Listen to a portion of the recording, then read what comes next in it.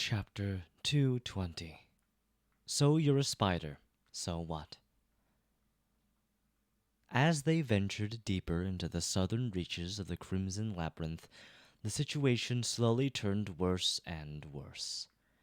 The iron spiders that had been not too threatening to the cohort of powerful, experienced Dark City hunters at the start of it all were growing more and more deadly with each step of the way. Their numbers grew exponentially, becoming a real danger pretty soon. More and more, often bigger and stronger monsters appeared at the head of the attacking beasts, bringing with them all sorts of problems. What's worse, the spider web they used to trap their prey was changing too. The metal wires from which it was weaved became so thin that it was, at times, almost impossible to notice it, and sharp enough to cut through armor and bone, while maintaining the resilience of superb steel. The whole labyrinth was covered in it, turning from crimson to dull gray. The cohort bled much more because of the invisible webs than they did because of the spiders themselves. Of course, the iron spiders were cunning creatures too. More often than not, they only attacked once one of the humans was caught in their nets, leading to a few really harrowing experiences for the members of the Changing Stars party. And there was a wide variety of other terrifying creatures waiting to ambush them in the twisting pathways of the Crimson Coral too. What made them so dangerous was that the cohort didn't know anything about their anatomy and abilities. Every fight was a gamble, often resulting in one or several of them sustaining serious wounds. There were three things that made the situation somewhat bearable. The first one was Nephis and her healing flames. Although using the aspect ability took a toll on their leader, it was often worth it, especially if one of the members of the cohort received wounds that limited their mobility. One thing was far more dangerous than any nightmare creature that lived in the labyrinth, and it was not reaching safety before the torrent of black water flooded the forgotten shore, bringing inconceivable horrors with it. Thanks to Neph, they didn't have to worry about anyone slowing the cohort down. The second reason, unexpectedly, was the iron spiders themselves. Because of the peculiar way they hunted, a lot of creatures found their deaths in the cutting embrace of the wire spiderwebs. Finding these eviscerated corpses or cocoons containing old carcasses became a common occurrence once the party invaded the depths of the spider territory. Thanks to that, 6 humans were able to study and anticipate many of the monsters they had to face in this region of the labyrinth. A lot of potentially deadly surprises had been avoided due to the cohort stumbling onto a corpse of a similar creature prior to fighting against a living one and spending some time to learn about its strengths and weaknesses. The third reason was the blood arrow. In the hands of an experienced archer, it was almost as deadly as it would have been in the hands of an inexperienced one, the difference being that the latter would mostly be a danger to themselves, quickly turning into a bloodless husk. The first time Kai had used it, Sunny experienced a disturbing feeling of shock. That time they were facing a large group of iron spiders led by a much larger arachnid, the awakened monster of their tribe, similar in status to a carapace centurion. These creatures were much heavier and more powerful, with thick plates of iron armor covering their bodies almost completely. Even Castor's enchanted sword had trouble cutting through their defenses. What's worse, due to the speed with which the wretched abominations moved, it was especially hard to catch them in a gap between the armor plates. Sunny was facing 2 smaller iron spiders at once, while the stone saint was butchering the third one. With his shadow observing what was happening behind his back, he didn't miss the moment when the cunning awakened monster suddenly disengaged from Nephis and dashed into his direction, its mandibles moving in anticipation of tasting human flesh. Calmly preparing to dodge, Sunny tensed his muscles and narrowed his eyes. Whistling over his shoulder, a menacing black arrow suddenly streaked through the air. Its shaft was made out of dark polished wood, with black feathers for fletching and a vicious white arrowhead that seemed to be cut from pale white bone, like a sharp fang of some terrible creature. The arrow easily pierced the thick iron plate protecting the spider and tore deep into his body. Even though Kai messed up his shot a bit and hit the monster in its abdomen instead of the head, the results were nothing short of harrowing. In the next moment, the awakened monster suddenly slowed down and staggered. Then it tried to lunge forward once again, but ended up losing its balance and weakly falling to the ground. Its limbs moved slightly, quickly losing any form of cohesion. Their movements grew slower and then stopped. Beneath the iron plates, the spider's body grew taut and shriveled, like that of a mummy. Soon it seemed completely drained. Sonny blinked, shaken by this disturbing image, and couldn't help but glance briefly at his forearm. If not for the blood weave, he might have ended up as a shriveled corpse too. He would have gone through with cutting off his arm and survived, most likely. But if he had been a couple of seconds too late, better not think about it. Anyway, he was glad that the blood arrow was on their side now. Not too far away from him, gliding through the air, Kai suddenly made a strange gasping sound. Sonny didn't know what it felt like to have your blood magically drained and then suddenly returned to your body, but he doubted that it was pleasant. Also, there was this question. If Kai's blood was used to create the arrow and then returned to him, if he had hit his mark, of course, then where did the blood drain from the prey go? He wasn't sure that he wanted to know. In any case, with Nightingale in possession of the morbid ascended memory, their battles with iron spiders and other inhabitants of the labyrinth became a bit less perilous. The blood arrow did not have any enchantments that needed to be activated by manipulating soul essence, so the charming archer could use it to its full potential. Although Sonny was still a bit bitter about having to give such a menacing weapon away, he was now more confident than ever that his decision was the right one.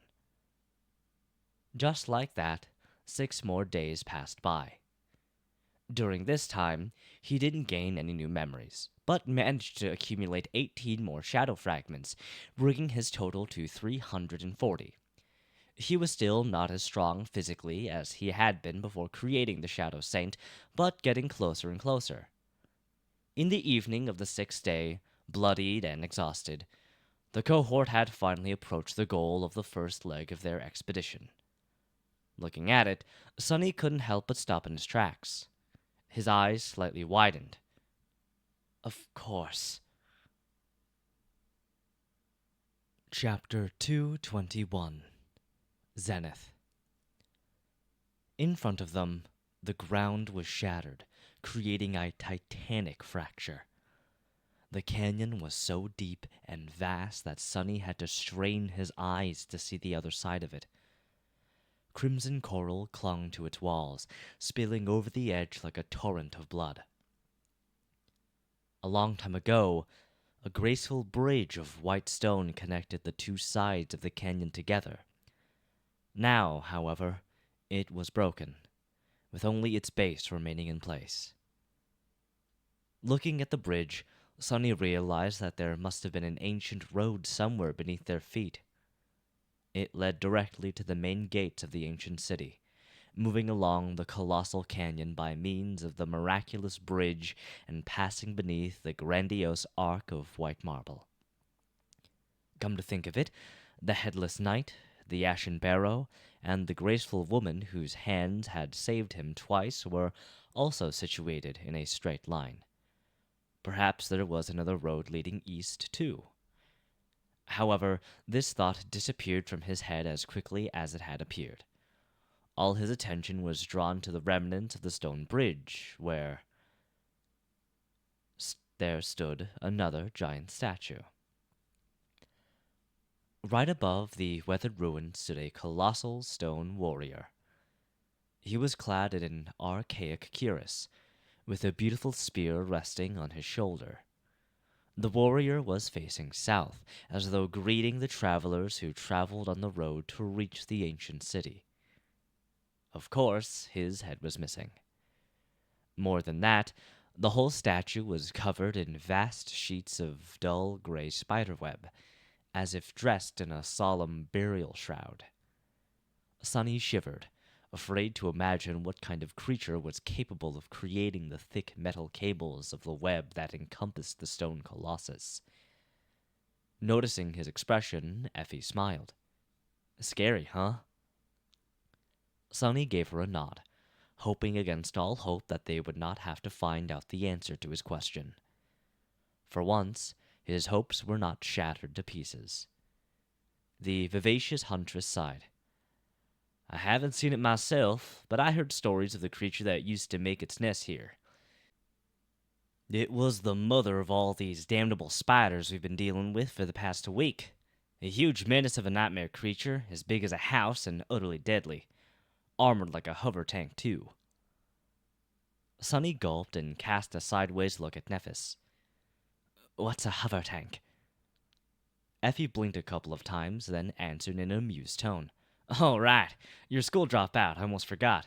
You've seen a PTV before, right? PTV stands for a personal transport vehicle, as you know. I hope. Well, a tank is sort of like that, only much bigger and heavier, with thick armor and a kinetic or energy cannon installed on it. The government sometimes employs them to support Awakened when a gate opens in your populated areas. Sunny tried to imagine such a vehicle and hazily remembered seeing something like this on the news when he was a kid. Mostly, these tanks Effie had described were shown opened like tin cans, with their crews pulled out and eaten by attacking monsters. He shivered. Mundane people had no business fighting against nightmare creatures. To be completely honest, even Awakened had no business facing them. It's just that they had no other choice. We're not going to try and kill that big spider, are we? Effie laughed. Actually, it's your lucky day. We won't be meeting the mommy spider. In fact, no one ever will. She's long dead. Sunny sighed with relief and glanced at the huntress. Yeah, great. But how do you know? She shrugged. She was killed by the second ruler of the Bright Castle, before he went and got himself killed trying to conquer the Crimson Spire. The huntress who showed me the ropes when I arrived on the Forgotten Shore had actually been one of the members of his cohort once, if you can believe it. In fact, she was the one who dealt the finishing blow to that abomination. Effie looked at the giant mass of spider webs and shook her head. It must have been one hell of a battle, huh? Anyway, I'm glad that she did. That's how she received the Zenith Shard, which I then inherited. Sunny frowned. What exactly are you talking about? The huntress leaned on her beautiful bronze spear and patted its shaft. My spear. It's a Tier 5 awakened memory, so the big bad spider was an awakened tyrant, I guess. Can you imagine? All those creepy crawlers serving a sentient commander? Thank God it's dead. Sunny looked at her with a dubious expression. Why would that mentor of yours give away such a treasure? Effie was silent for a few moments, then smiled. We were kind of close. Plus, she had no idea how to use a spear. Sorcerers, am I right? In any case, she gave the Zenith Shard to me.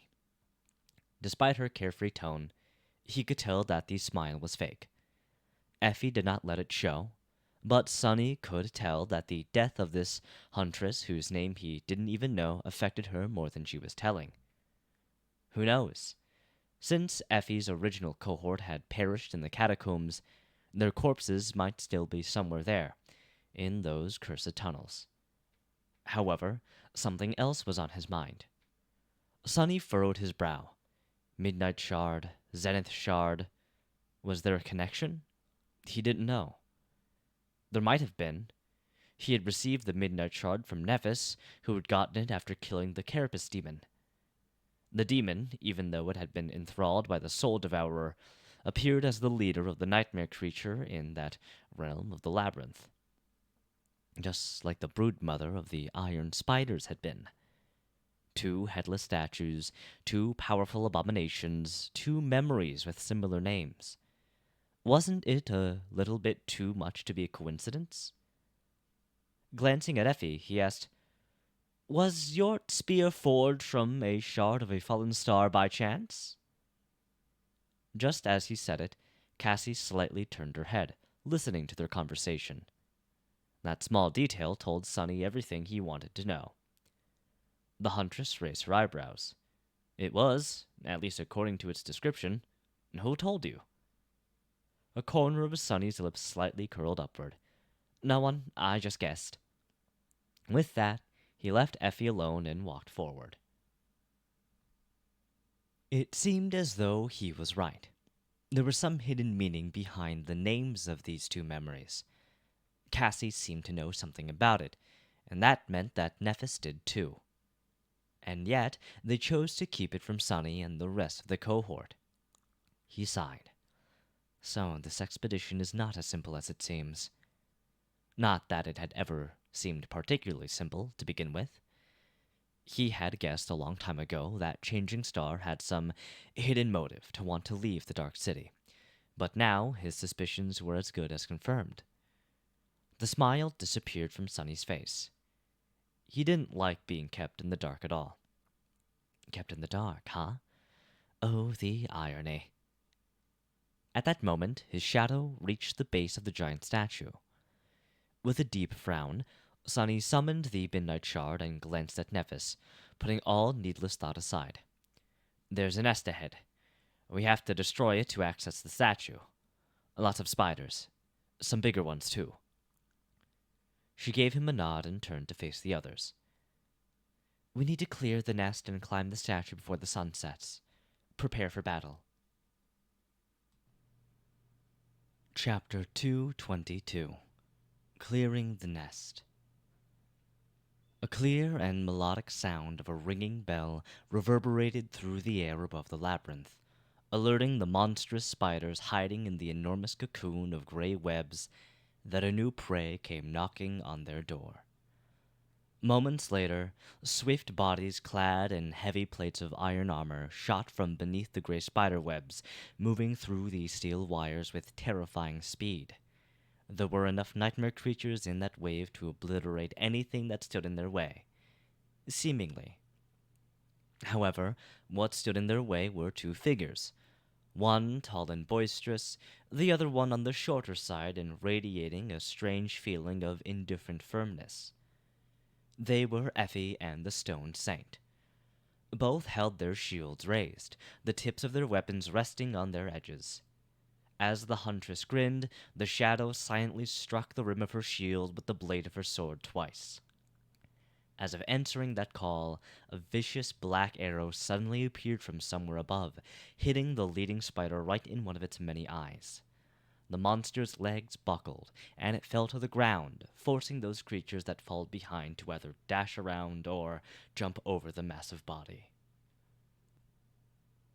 A fraction of a second later, the wave of spiders crashed into the small shield wall.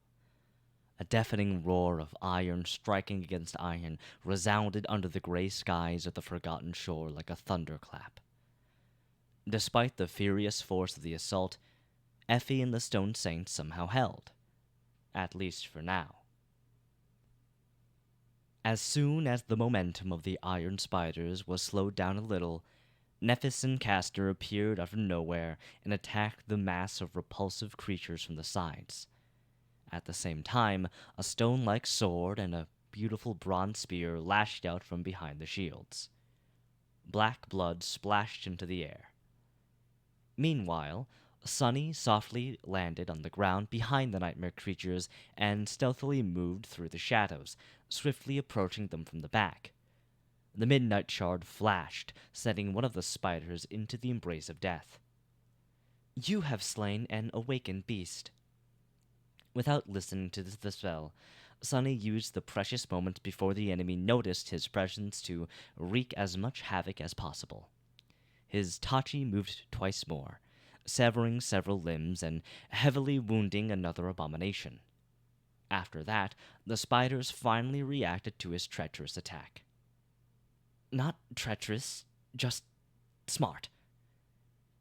With Effie and the Stone Saint holding the front, Nethys and Castor attacking from the sides, and Sunny closing the trap from behind, the monstrous arachnids were now surrounded from all sides. Well, sort of. Of course, a small group of dormant humans could never hope to truly surround this many superior nightmare creatures, not even with the help of a monster of their own. Trapped or not, as soon as the iron spiders had the time to react, they could easily overwhelm and tear them to pieces. Especially Sunny, who was behind the line of these vicious creatures and all alone. If the spiders decided to shift the focus of their attack, he would be dead in seconds. As another black arrow hit one of the larger spiders in the abdomen, Sunny hissed and dove under a spider's scythe, then thrust his sword forward, ruthlessly piercing the head of the beast through its open, salivating mouth. You have.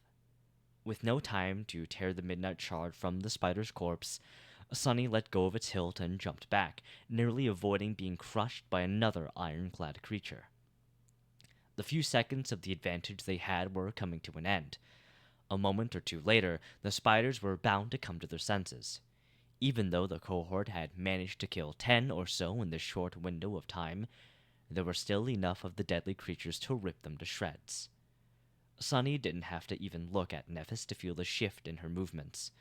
The silent understanding the two of them developed during their journey through the labyrinth many months ago was still there, allowing them to cooperate perfectly without the need to use any words, as though they were two parts of the same whole. In fact, despite the rift in their relationship, this bond was stronger than ever. Perhaps because they understood each other so much better now, for better or for worse. It was so exhilarating to fight side by side with Changing Star once again. Just before the spiders were able to turn the tide of the battle in their favor, Effie and the Stone Saint, who was following Sunny's command, suddenly moved to the sides. Nethys, Castor, and Sunny braced themselves. Behind the improvised shield wall stood Cassie. She was holding a wooden staff in her hands, while an elegant rapier hovered in the air above her shoulder. The tip of the rapier pointed directly at the spiders. As though following the direction of the quiet dancer's blade, Cassie moved her staff and activated its enchantment. Immediately, a powerful gust of hurricane wind slammed into the mass of the nightmare creatures, sending several of them reeling and throwing clouds of dust into the air. Of course, it wasn't strong enough to truly throw these abominations off their balance or damage them in any way. However, that wasn't the plan.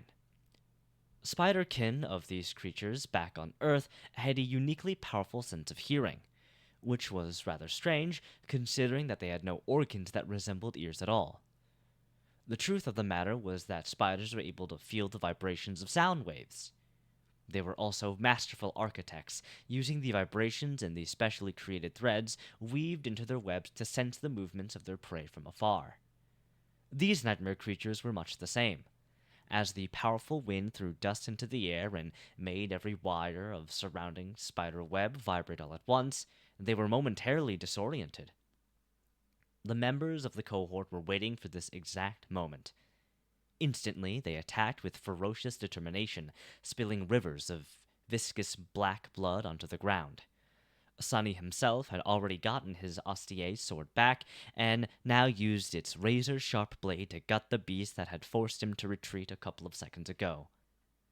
"You have slain—" By the time the iron spiders came back to their senses, their numbers were significantly diminished. But there were still so many of them. After that, the battlefield became consumed with chaos. There was no time for plans or tactics anymore. Every member of the cohort had to face off against multiple opponents, fighting with desperate resolve against enemies that surpassed them both in terms of personal power and numbers. Only the Stone Saint was calm and indifferent, moving through the ranks of the iron spiders like a graceful incarnation of pure darkness. The battle fell apart into several small pockets of fearsome violence. Kai was trying to support his companions from above, But with how intense the fighting got, he was having trouble finding opportunities to take shots without risking hitting them. He was too afraid to take a risk, knowing all too well how harrowing the effects of the blood arrow were. If even the nightmare creatures of higher rank were doomed to succumb to a torturous death after being wounded by the ghastly memory, humans like them had no chance of surviving. For now, people on the ground were on their own. Sonny was struggling against two ironclad abominations, gritting his teeth in exasperation. The damn bastards were too fast to reliably hit them in the gaps in armor, and too damn powerful to face them directly.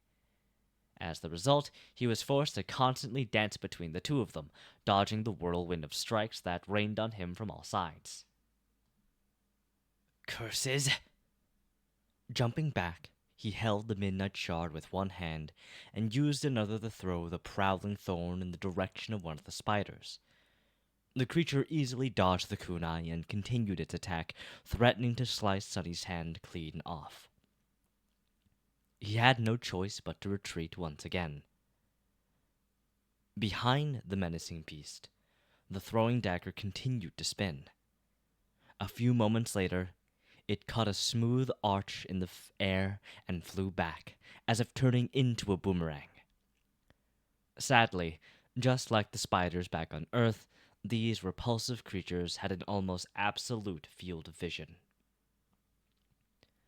The second spider simply moved its head down at the last moment without even bothering to turn it, dodging the heavy kunai that approached it from behind. But Sonny was never trying to wound the nightmare creatures with the prowling thorn, to begin with. Instead, he wanted to let them taste their own medicine. A moment later, the invisible string of his kunai grew taut, wrapped around two massive bodies. Just like prey used to be caught in their webs, the iron spiders were now caught by the invisible string of the prowling thorn, tripping over it and crashing into each other. Sonny dashed forward and let the midnight shard sing. The graceful blade flashed twice, sending two ugly spider heads spinning into the air. You have slain an awakened beast, Iron Spider. Your shadow grows stronger. Kicking one of the heads away, Sonny swiftly glanced around, searching for a new enemy. But there were none. You have slain an awakened beast, Iron Spider.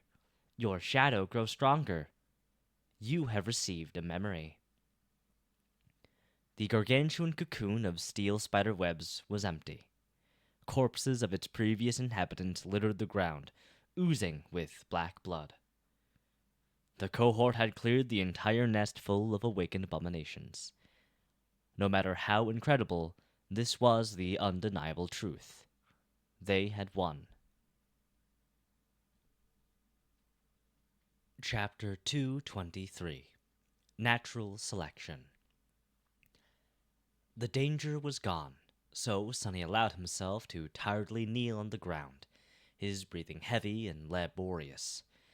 The strenuous battle against the host of spiders had not lasted long, but he was utterly exhausted. The intensity of these perilous minutes was enough to bring anyone down to their knees. Too weak. I am still too weak.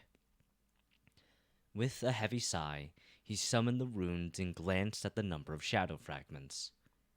Shadow fragments. 362 of 1,000. Not bad. Clearing the nest had given him 22 fragments. 10 for the 5 iron spiders he had killed himself, and another 12 for those slain by the Shadow Saint. With the taciturn monster serving as his murderous pet, the speed with which Sonny was able to accumulate power was twice as fast, at least. If things continued like this, the Stone Saint was going to return his investment of 100 shadow fragments in no time. If I live long enough. With a grimace, Sonny dismissed the midnight shard and slowly got up. The sun was already rolling down toward the horizon, so they had to hurry with collecting soul shards from the corpses of the iron spiders. There were a lot of corpses. Cutting one of the beasts open with a prowling thorn, Sunny struggled with the idea that they had eviscerated this many nightmare creatures. Of course, he had expected this much. After all, Nephis and Sunny had been able to fight against 2 or 3 carapace scavengers back when it was only the two of them. Both of them were much weaker, less experienced, and barely equipped with memories back then, too. Now that they had spent 7 whole months in the Dream Realm, many times more than most sleepers ever had to, and tempered themselves against the perilous hellscape of the Forgotten Shore, both their skill and level of power had dramatically increased. Add the fact that there were 2 other powerhouses fighting alongside them, as well as Nightingale and the menacing Stone Saint, and the outcome of the battle ceased to be that surprising. And yet, observing the carnage that they had left in their wake still made Sunny doubt his eyes. These were awakened nightmare creatures still. The real reason why the cohort had won did not lie in the individual prowess of its members, but in their ability to cooperate and control the battlefield. The Iron Spiders were powerful and deadly, but at the end of the day, they were still mindless beasts. That's why they had allowed themselves to be surrounded and trapped. Had they been commanded by a creature of a higher class, one that was as cunning and smart as the humans it faced, things would have turned out very differently. Sunny sighed. Come to think of it, the labyrinth was a curious place. It teemed with abominable creatures of all kinds, but almost all of them were of the mindless variety. The only 2 exceptions he knew about were the carapace demon and the spider matriarch, who had been either a devil or a tyrant. Perhaps it was just the nature of this place. Nothing too big and strong could escape from the flood of black water that drowned the world every night. Only comparatively small monsters were able to run away or hide, both from the dark sea itself and from the hungry terrors that inhabited it. These monsters were an almost insurmountable threat to those unfortunate young people who were sent to this forsaken hell by the spell, but by the standards of the Forgotten Shore itself, they were nothing but insects. A horde of parasites who fed on the crumbs left behind by the true masters of this place. What a depressing thought. This notion poured cold water on Sunny's pride over their achievement. Well, whatever. Soon they were done with the gruesome job of fishing out the soul shards out of the dead spiders. While Nephis was dividing the spoils among the members of the cohort, Sunny used the chance to dive into his soul sea and inspect the memory he had received during the battle. It turned out to be a cloak weaved from spider silk. Judging by the description, the cloak could provide him with a small amount of protection against physical attacks, simply by virtue of being very hard to pierce. Without thinking too much, Sunny fed the cloak to the Stone Saint. It was just a Tier 1 memory, so no amount of protection it could provide would be of any help in this damned place. He would also rather kill himself than go into a battle while wearing a cloak. There were easier and less painful ways to die. Plus, it was white. Didn't exactly go along with the dark gray fabric of the puppeteer's shroud, not to mention being a hindrance to anything having to do with stealth. The Stone Saint absorbed another shadow fragment at least. Receiving his share of the soul shards and entrusting them to Effie, who had more than enough space in her enchanted bag, Sunny glanced at Nephis. Changing Star was looking at the sun, calculating something in her head. After a few moments, she sighed and said, "We still have some time. Let's explore the nest before ascending the statue." Sunny grinned. As an amateur explorer, this was exactly what he had wanted to hear. The nest was formed by endless wires of the strange metal web and resembled a vast sphere. It was built around one of the legs of the stone colossus, effectively blocking the path to the bridge. The entrance was situated high above the ground and extremely wide. Looking at the diameter of that hole gave Sunny an understanding of just how big the spider matriarch had been. He shivered. The second lord of the castle had been a very powerful individual. Sunny didn't even want to imagine what the battle with the giant arachnid must have looked like. Inside, it was dark and damp. Drops of black water were falling from above, creating an ominous melody. Peering into the darkness, Sunny suddenly stumbled and froze for a moment. This he didn't expect. Chapter 224 Pyre. Inside the giant nest of spider webs, a desiccated corpse of the colossal matriarch lay shriveled on the floor, its iron carapace shattered by some devastating blow.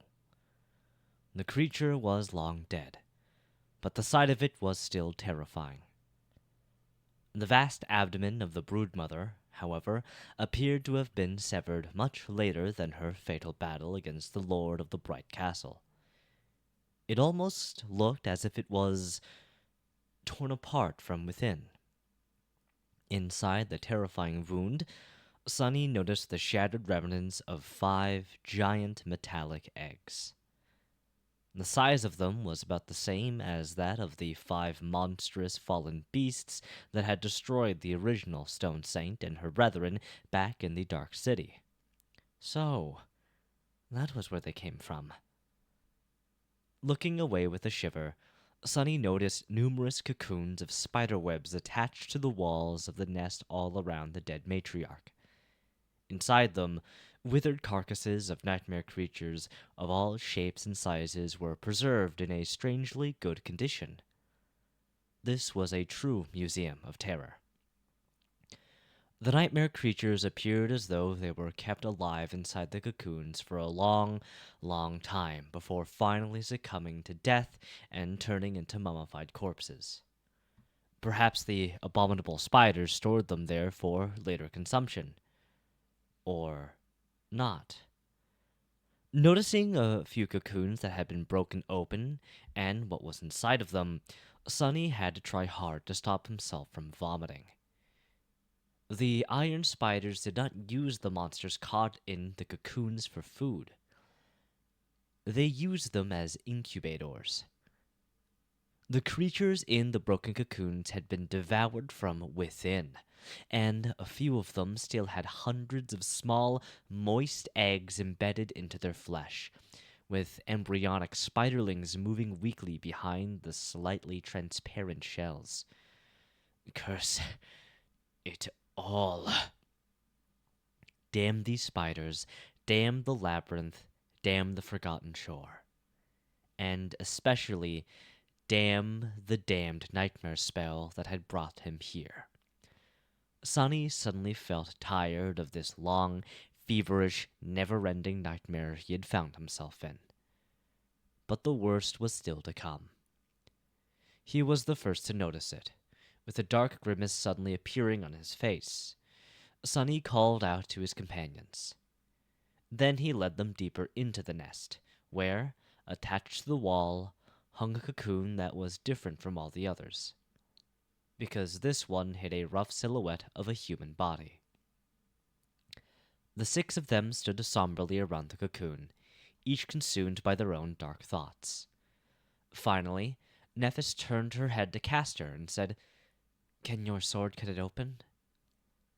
With a short nod, the proud legacy summoned the enchanted John and took a step forward. Approaching the cocoon, he stopped and hesitated for a few moments. "Be careful."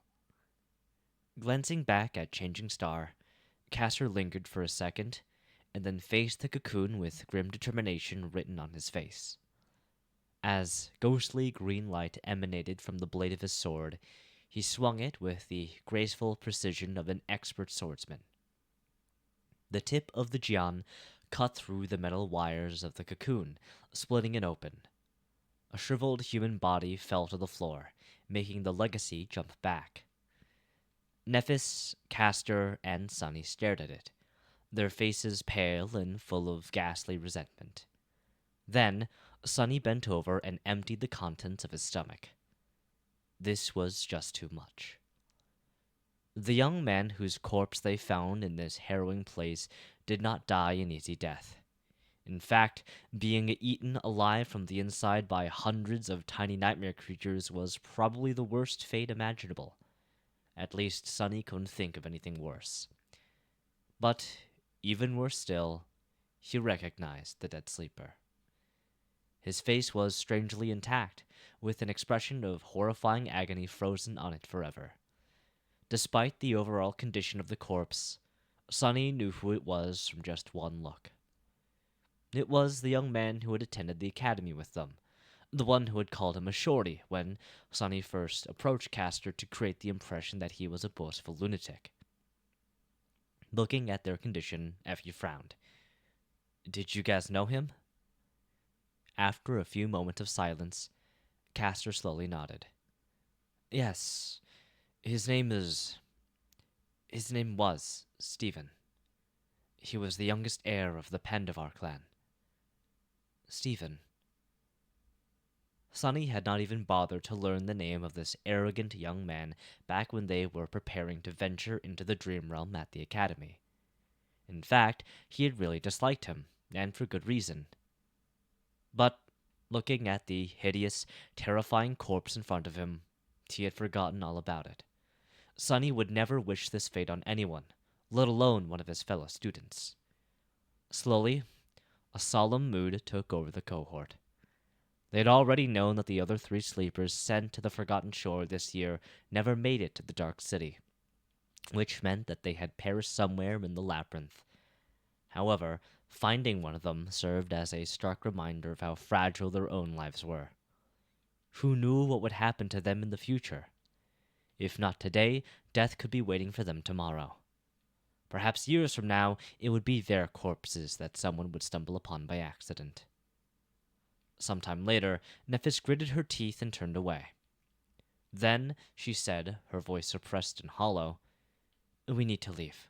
The sun is setting." Her words broke the silence and brought everyone back from their grim reveries. Castor lingered for a few minutes, then spoke in a hesitant tone. Aren't we going to bury him?" Changing Star shook her head. "There's not enough time. I also don't want anyone touching the bodies infected with these eggs. It's too dangerous." The members of the cohort looked at each other. No one had a reasonable objection, but it felt wrong to just leave their fellow human here. Finally, Nephis sighed. A complicated expression appeared on her face, and she said, "All right, go. I'll catch up with you guys later." Sunny stared at her for a few moments, and then slowly turned away. One after another, the 5 of them glanced at Changing Star and left, leaving her alone with the dead young man and numerous cocoons, each hiding a slain nightmare creature. As soon as the last member of the cohort climbed out of the nest, a beam of pure radiance suddenly shot from the dark hole of its entrance, followed by a wave of scorching heat. The purifying fire unleashed by Changing Star engulfed the remains of their fellow student and then spread to the numerous cocoons, the nightmare creatures inside of them, and even the corpse of the spider matriarch herself. The insides of the nest turned into an incandescent, incinerating furnace. Everything inside of it was doomed to be annihilated and turned to ashes. A few minutes later, the whole structure was consumed by furious white flames. Nephis had escaped the burning nest shortly after the rest of her cohort, her face pale and tired. Leaving the grandiose funeral pyre behind, they began ascending the statue of the ancient warrior. The night was approaching. Chapter 225 On the Shoulders of Giants.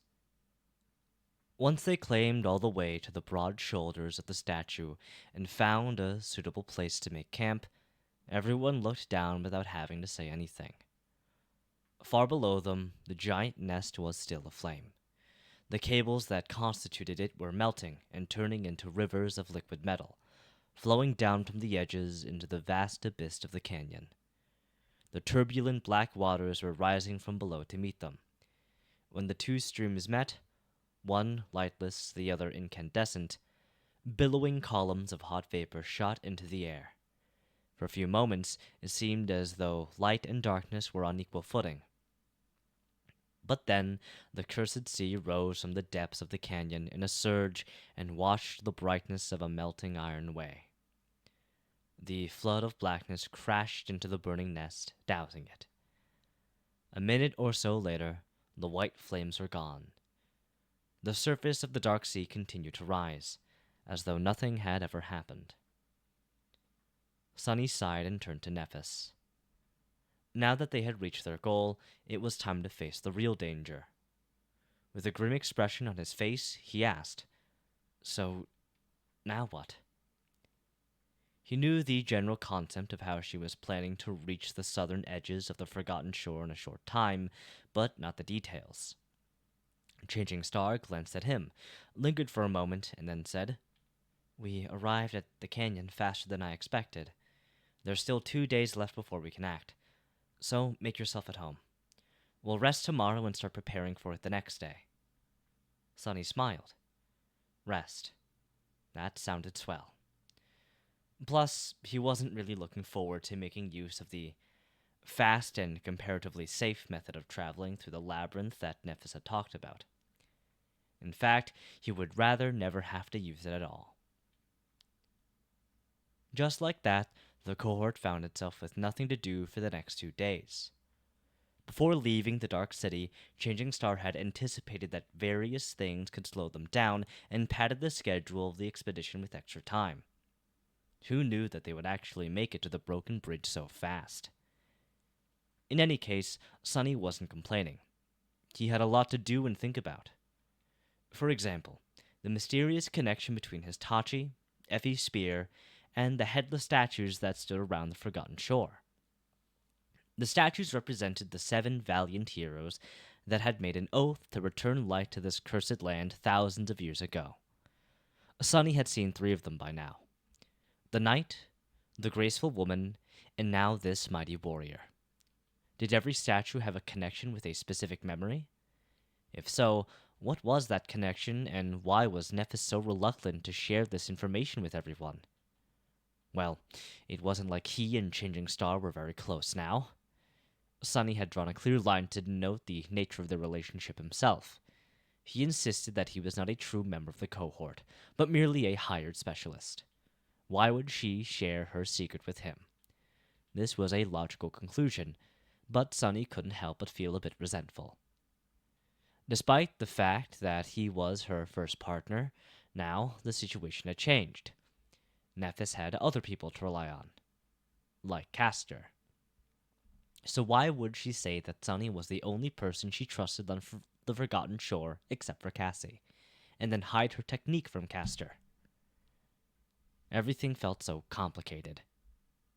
In any case, there was an invisible line drawn between the core members of the hunting party and the outsiders, Sunny and Kai. No one consciously avoided them, but it was clear that the line existed. When all was said and done, the 4 true members of the cohort preferred each other's company.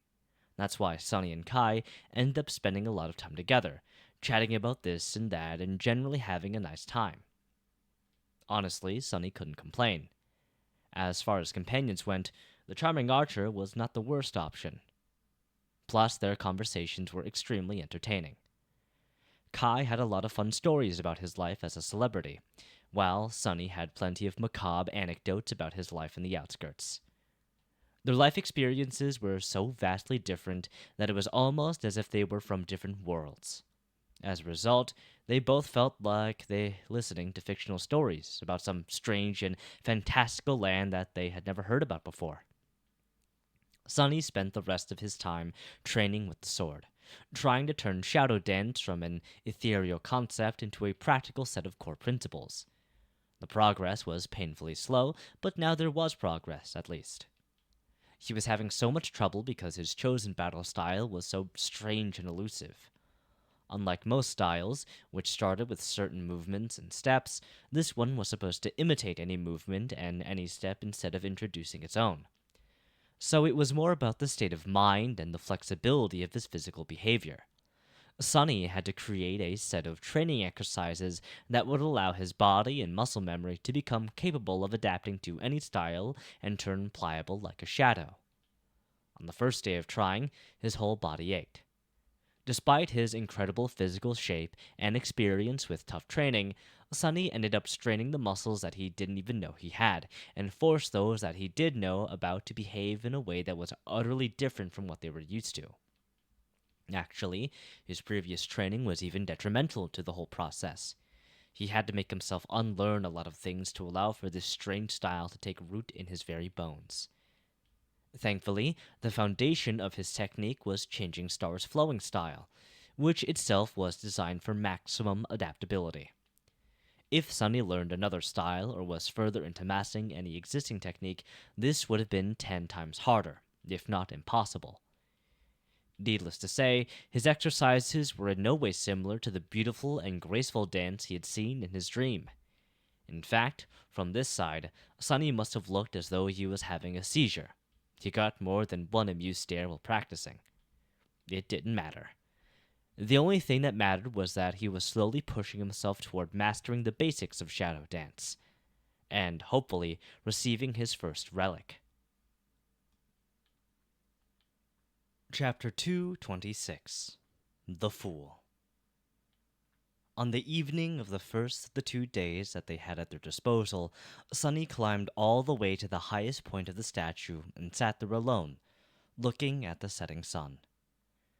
He felt as though he had to find a sense of balance that he had lost at some point along the way, not because he missed it, but because he was going to need that balance to remain firm and steady when the moment of truth came.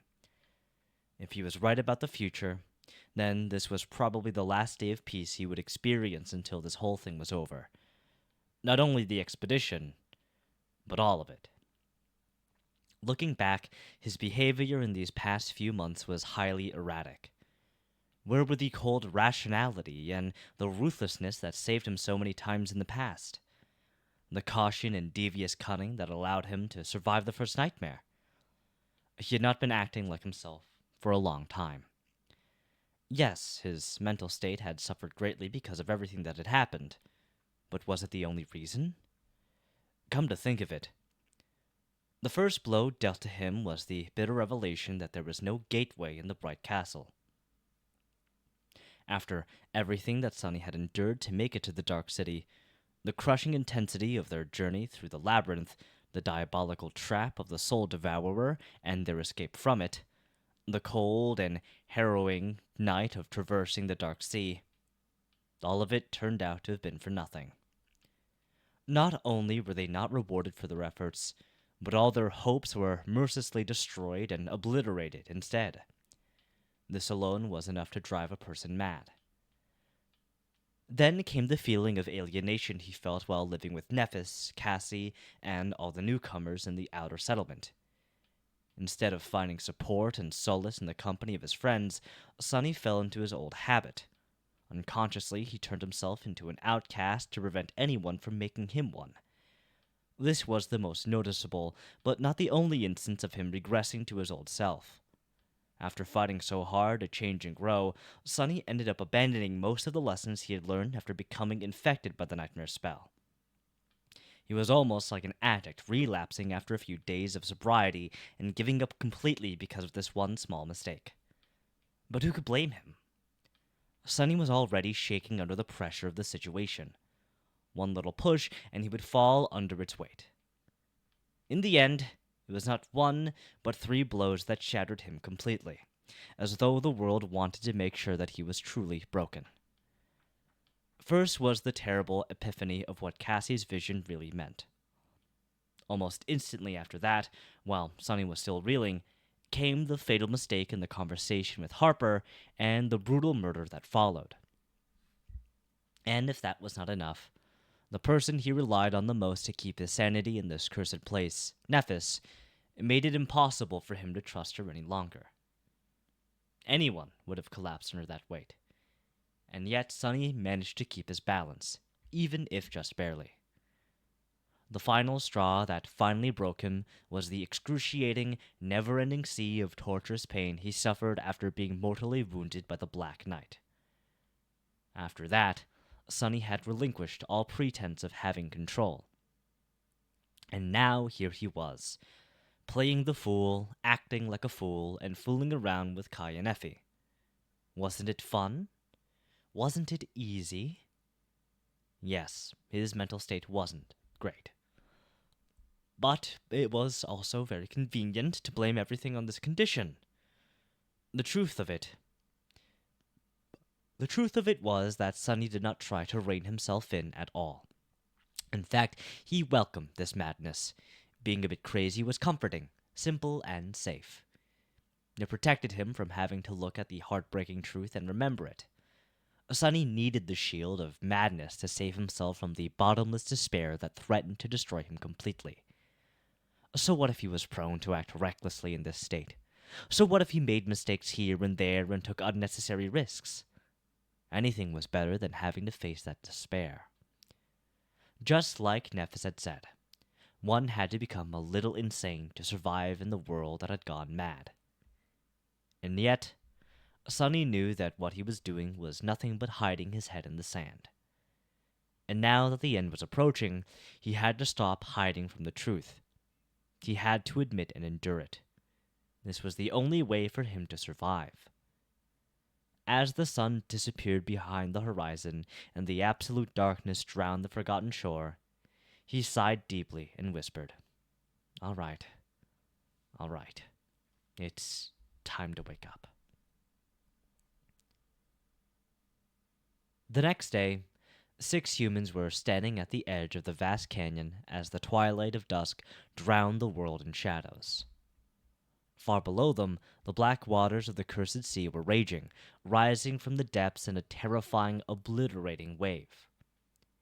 In a few minutes, all light was going to be completely gone, and then the flood of darkness would wash over the world, destroying anyone left standing in its path. And yet, the humans were not rushing to get away. Instead, they just stood there and waited. Looking down into the canyon, Sunny gritted his teeth and shivered. Then he glanced at Nephis and licked his dry lips. "Are you sure about this?" Changing Star did not spare him a look and simply nodded. Despite the fact that the rising black water was quickly approaching them, her face was calm and composed. A moment later, the last vestiges of sunlight disappeared, leaving them in utter darkness. The silence that surrounded them was broken only by the sound of waves rushing against the walls of the canyon, getting closer and closer. "Prepare yourselves." Sunny sighed. "Here we go." Suddenly, a blinding burst of white light pierced the darkness. Holding the incandescent sword in her hand, Nephis closed her shining eyes for a second, and then raised the sword high above her head, as if calling the monsters of the depths to come take her. Chapter 227. Comparatively Safe. The embrace of impenetrable darkness was broken by the furious white light of Changing Star's incandescent sword. Illuminated by it, 6 people were standing on the shore of a raging river. Their faces were pale and grim. The canyon had disappeared, consumed by the rising surge of the black water. Now, the cursed sea was flowing over its edges, ready to swell and flood the narrow passages of the great labyrinth in an unstoppable wave. Sunny felt cold water wash over his feet and shivered. The rest of the cohort reacted exactly the same.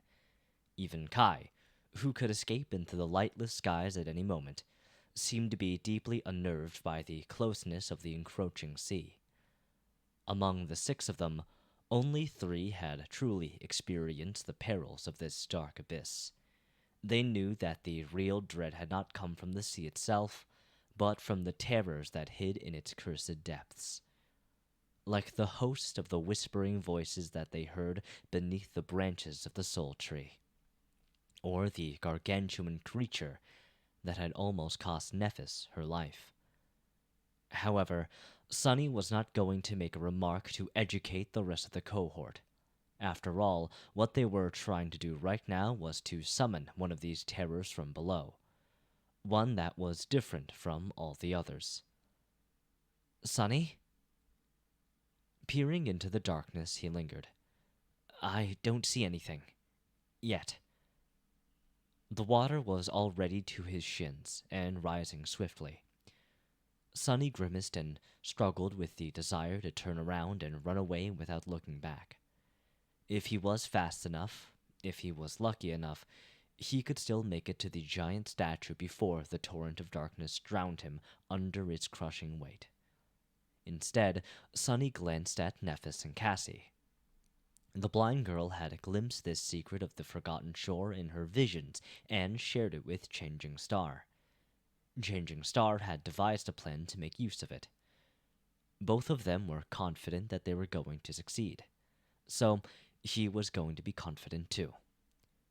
Sunny didn't fully trust either of his former companions, not anymore, but he trusted their judgment. Just as that thought appeared in his mind, there was a subtle movement at the edges of his vision. Turning his head, Sunny stared into the darkness and trembled. It's here. Out there, in the distance, a massive shape was moving through the waves, attracted by the light of Changing Star's incandescent blade. The sea seethed and swirled around it, the black mass of water easily pushed away by the approaching creature. Nephis gritted her teeth, and somehow made her flames burn even brighter, forcing the darkness to retreat another dozen steps. Get ready! A few moments later, the furious sounds of a massive body moving through the dark water reached their ears. The creature was a true giant, easily towering above the waves even though it was walking on the bottom of the canyon. Well, no surprise. Full of terror and awe, Sunny watched as the thing they were waiting for came closer. Soon he could discern the general shape of it. 2 hills that rose above water were its shoulders, and right between them, where the head should have been, there was nothing but emptiness.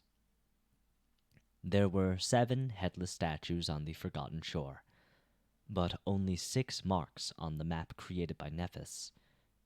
Not because she had failed to learn of the 7th one, but because the 7th statue never stayed in one place for too long.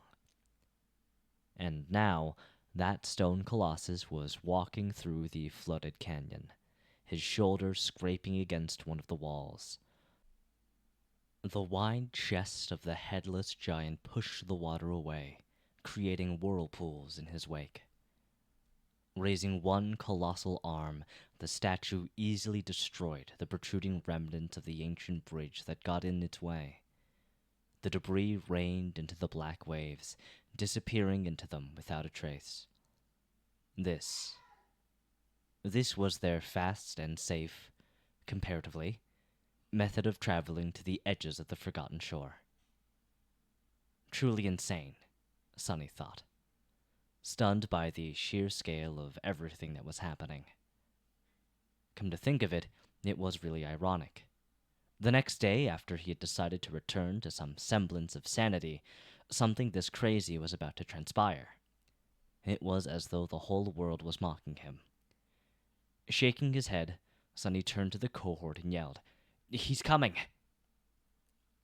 The black water was already to their knees. The members of the cohort tensed and prepared themselves for what was about to come. They only had one chance to do this. Failure meant death. A few moments later, the massive shape of the stone colossus entered the circle of light created by Nephis. Its shoulders rose above the waves, close enough to the now invisible shore of the flooded canyon for them to see every tiny crack on the surface of the weathered stone. Not wasting any time, Changing Star ran forward and jumped. A moment later, the blade of her sword hit the surface of the statue and slid deep into it, as if melting the ancient stone. Using the sword as purchase, Nephis started to climb to the giant's shoulder. The other members of the cohort were following closely behind her. Kai was carrying Cassie in his arms, flying to the top of the Colossus with no problem at all. Castor seemed to simply disappear and appear a moment later on the giant's shoulder, standing side by side with Changing Star. Only Sunny was having trouble. With him not being very tall and the water level rising with each second, he found it hard to gain enough momentum for a proper jump. Damn, how irritating. However, before he could come up with a solution, Effie simply grabbed him by the collar and tossed Sunny into the air. What? For a few short moments, Sunny was flying. All he could hear was wind whistling in his ears. Then he landed on top of the giant statue, rolled, and barely prevented himself from falling back into the cold embrace of the dark sea. Before he could even stand up, the mighty huntress landed near him and grinned. Such a light. However, before she could finish the phrase, the stone colossus moved, making everyone stumble and fall. Leaving the ruins of the bridge behind, he turned around and indifferently began walking away from it. He was walking south. Chapter 228. Crossing the Canyon. The stone colossus wandered the forgotten shore aimlessly for thousands of years. Cassie did not know what power had brought him to life, nor what he was searching for in the depths of the dark sea. She had seen a vision of the headless giant passing the ruins of the ancient bridge on a certain day and then traveling south to the very edges of this desolate land. She also knew that the leader of the cohort that had conquered the bright castle pursued the seventh statue across the labyrinth for a long time before leaving on his doomed journey. His reasons for doing so were, presumably, unknown. Sunny wasn't sure that the blind girl had told him the whole truth about the wandering colossus. In fact, he was certain that there was a deeper layer of secrets surrounding the 7 ancient statues and their importance to the riddle of the forgotten shore. However, he was in no hurry to hunt these secrets down. Sunny knew that all 3 of them, Nephis, Cassie, and himself, were bound together to this cursed place. The strings of fate were wrapped around them tightly, stretching far into the future, where the final revelations waited. He was going to learn the truth sooner or later. Until then, Sunny was content knowing no more than he needed to know. The stone giant walked across the dark sea, cutting its surface with his wide chest. The 6 humans were gathered on the circular platform of his severed neck, pressing themselves against the swaying stone. The cold water was spraying into their faces, and the furious winds were threatening to throw them off the moving statue into the deadly waves below. Nephis had long extinguished her flames, so they were surrounded by absolute darkness. Sunny was the only one who could see what was happening around them, so his role was to serve as the eyes of the cohort. Using the strength of the shadow to hold on to the slippery stones, he looked forward with a grim expression on his face. Currently, there was only one thought on his mind. Were they going to make it in time? The colossus was swiftly approaching the other side of the canyon. Sunny could identify it by the remnants of the ancient bridge that were still above the turbulent black waves. However, the water level was rising much faster. Sunny? Looking toward Effie, who called out his name, he lingered for a few moments and then yelled, Prepare yourself. We're going to be underwater for a couple of minutes, at least. A chorus of curses served as the answer. Unseen by anyone, Sunny smiled darkly. This was going to be his 2nd time diving into the dark sea. Wasn't this how Gunlaug had begun his journey to the throne of the Dark City? Maybe Sunny would be a king himself one day. Now! The black water rose higher and higher. The shoulders of the giant were already submerged in its lightless depths. The circular platform was going to be next. They were so close to the shore. As the stone colossus moved across the bottom of the canyon, the platform rose and fell. After another fall, it was finally lost beneath the waves. The cold, salty water crashed into them and then swallowed the entire world. The members of the cohort desperately held onto the cracks in the stone, trying to prevent themselves from being washed away by the raging current. No one would be able to save them if they were. Sonny closed his eyes, knowing that he would not be able to see anything through the impenetrable darkness of the cursed sea. Instead, he relied on his shadow sense, hoping that it was going to help him feel if something approached them from the depths. Now, all Sonny had to do was hold tight and hope that the headless giant would reach the shore of the canyon before he ran out of breath. Thankfully, everyone present was strong and powerful. Their physical form was either at the pinnacle of human ability or slightly above it. Several minutes underwater were not going to kill them, most likely. Placating himself with this thought, Sonny waited and waited and waited, struggling against the terrible current with all his strength. At some point, he thought that he sensed an unclear shape swim close to the walking statue, but then the sensation disappeared. Any second now? Any second? But the relief he was so desperately waiting for was not coming for far longer than Sonny had expected. Soon his lungs began to burn, and his muscles began to spasm. Damnation! If he was having trouble, the others must have been in far worse shape. After all, oxygen traveled through human bodies with blood, and their blood had not been altered and comprehensively enhanced by the forbidden legacy of the mysterious Weaver. Just as he thought so, Sonny felt one of the 6 shadows slipping from the circular platform. It was Kai. Crap! Fortunately, before the Colossus plunged into the dark depths, the charming archer had been worried about Cassie and tied himself to her with the help of the golden rope. Surprisingly, the blind girl turned out to be more resilient than him in the end. Now she was holding both of their weights, desperately grabbing onto a narrow crack in the ancient stone. Kai's unconscious body was floating a few meters behind her. He was safe, for now. But how long would Cassie herself be able to hold on? When Sonny felt his mind weakening, his body was suddenly slammed into the platform with tremendous force. The stone giant was climbing out of the canyon. His massive hands grabbed onto the edge of it. With one devastating pull, the Colossus threw himself upward. Curse it! Sonny felt as though he was aboard the worst amusement ride in human history. His bones groaned, being pressed down upon by an invisible weight. A few moments of this torture, and they were above water once again. Desperately grasping for air, Sonny inhaled several times, and then weakly looked at the unconscious form of Kai.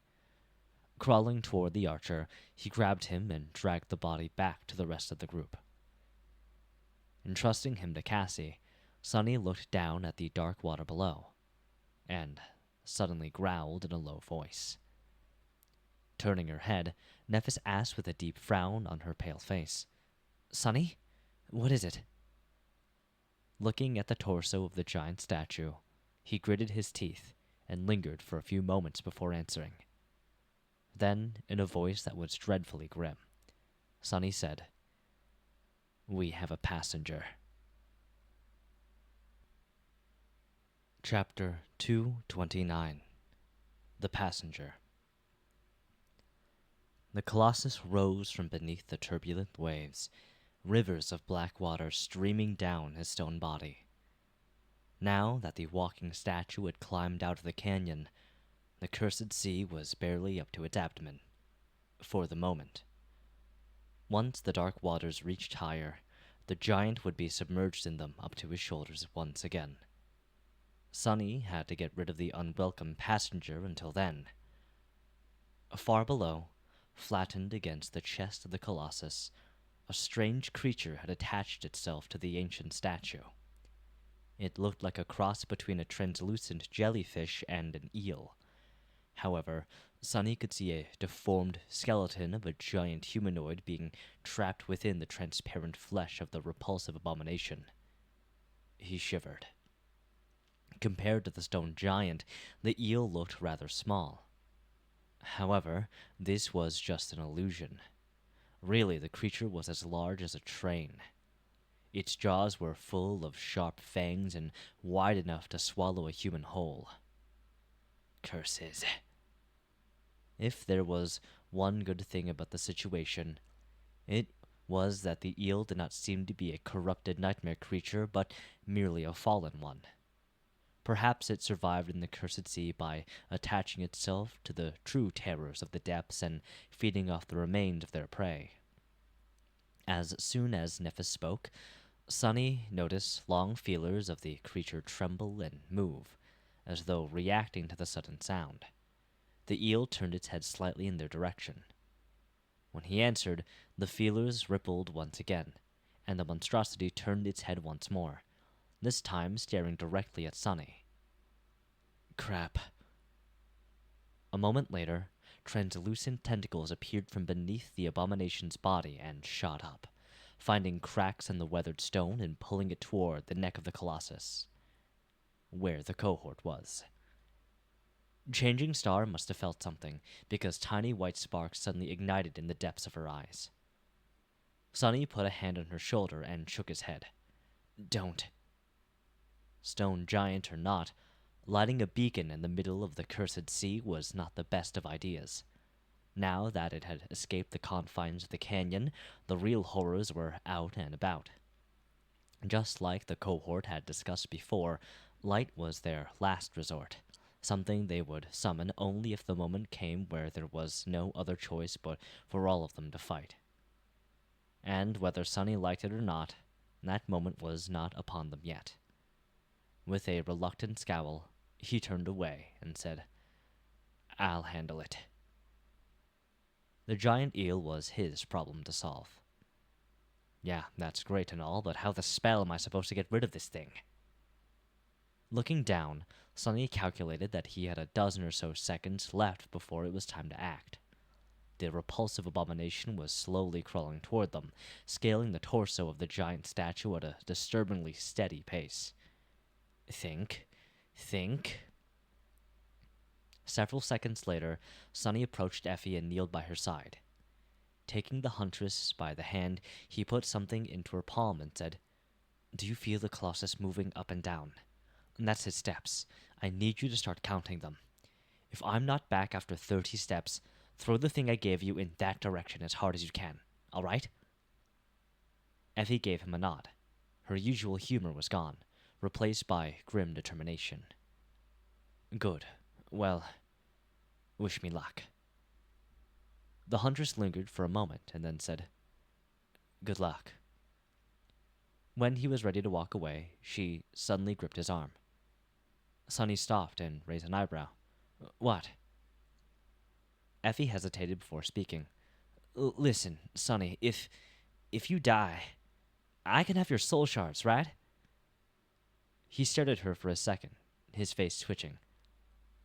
This wench. Absolutely not. If I die, all my shards are to be thrown into the sea. No one is to get anything, understood?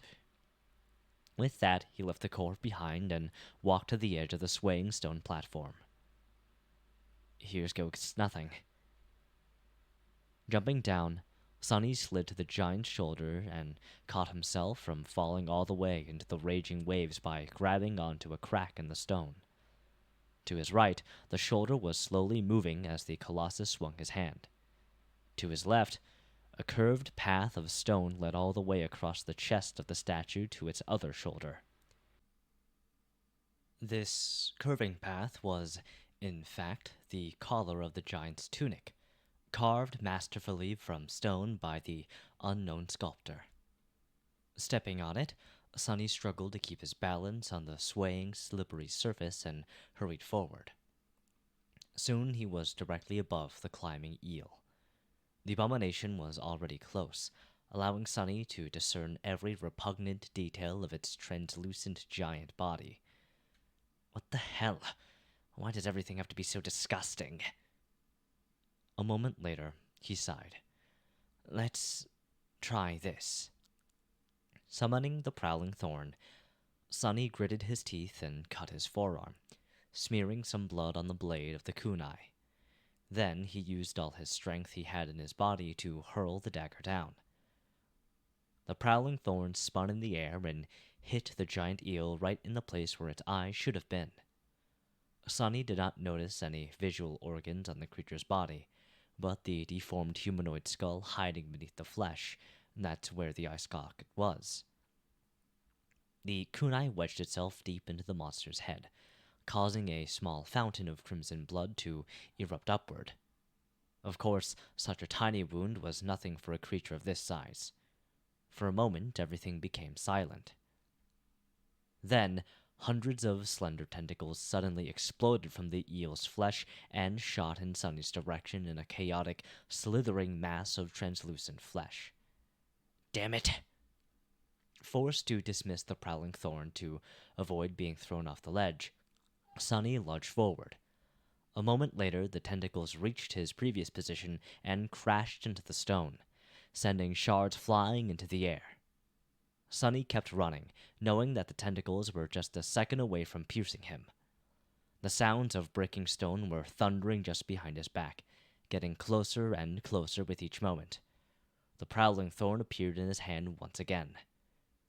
Reaching the end of the path and with nowhere left to run, Sunny cursed and jumped straight into the darkness.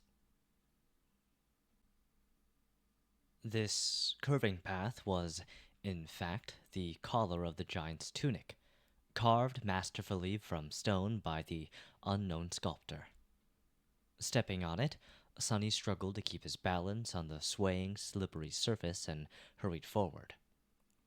Soon he was directly above the climbing eel. The abomination was already close, allowing Sunny to discern every repugnant detail of its translucent giant body. What the hell? Why does everything have to be so disgusting? A moment later, he sighed. Let's try this. Summoning the prowling thorn, Sunny gritted his teeth and cut his forearm, smearing some blood on the blade of the kunai. Then he used all his strength he had in his body to hurl the dagger down.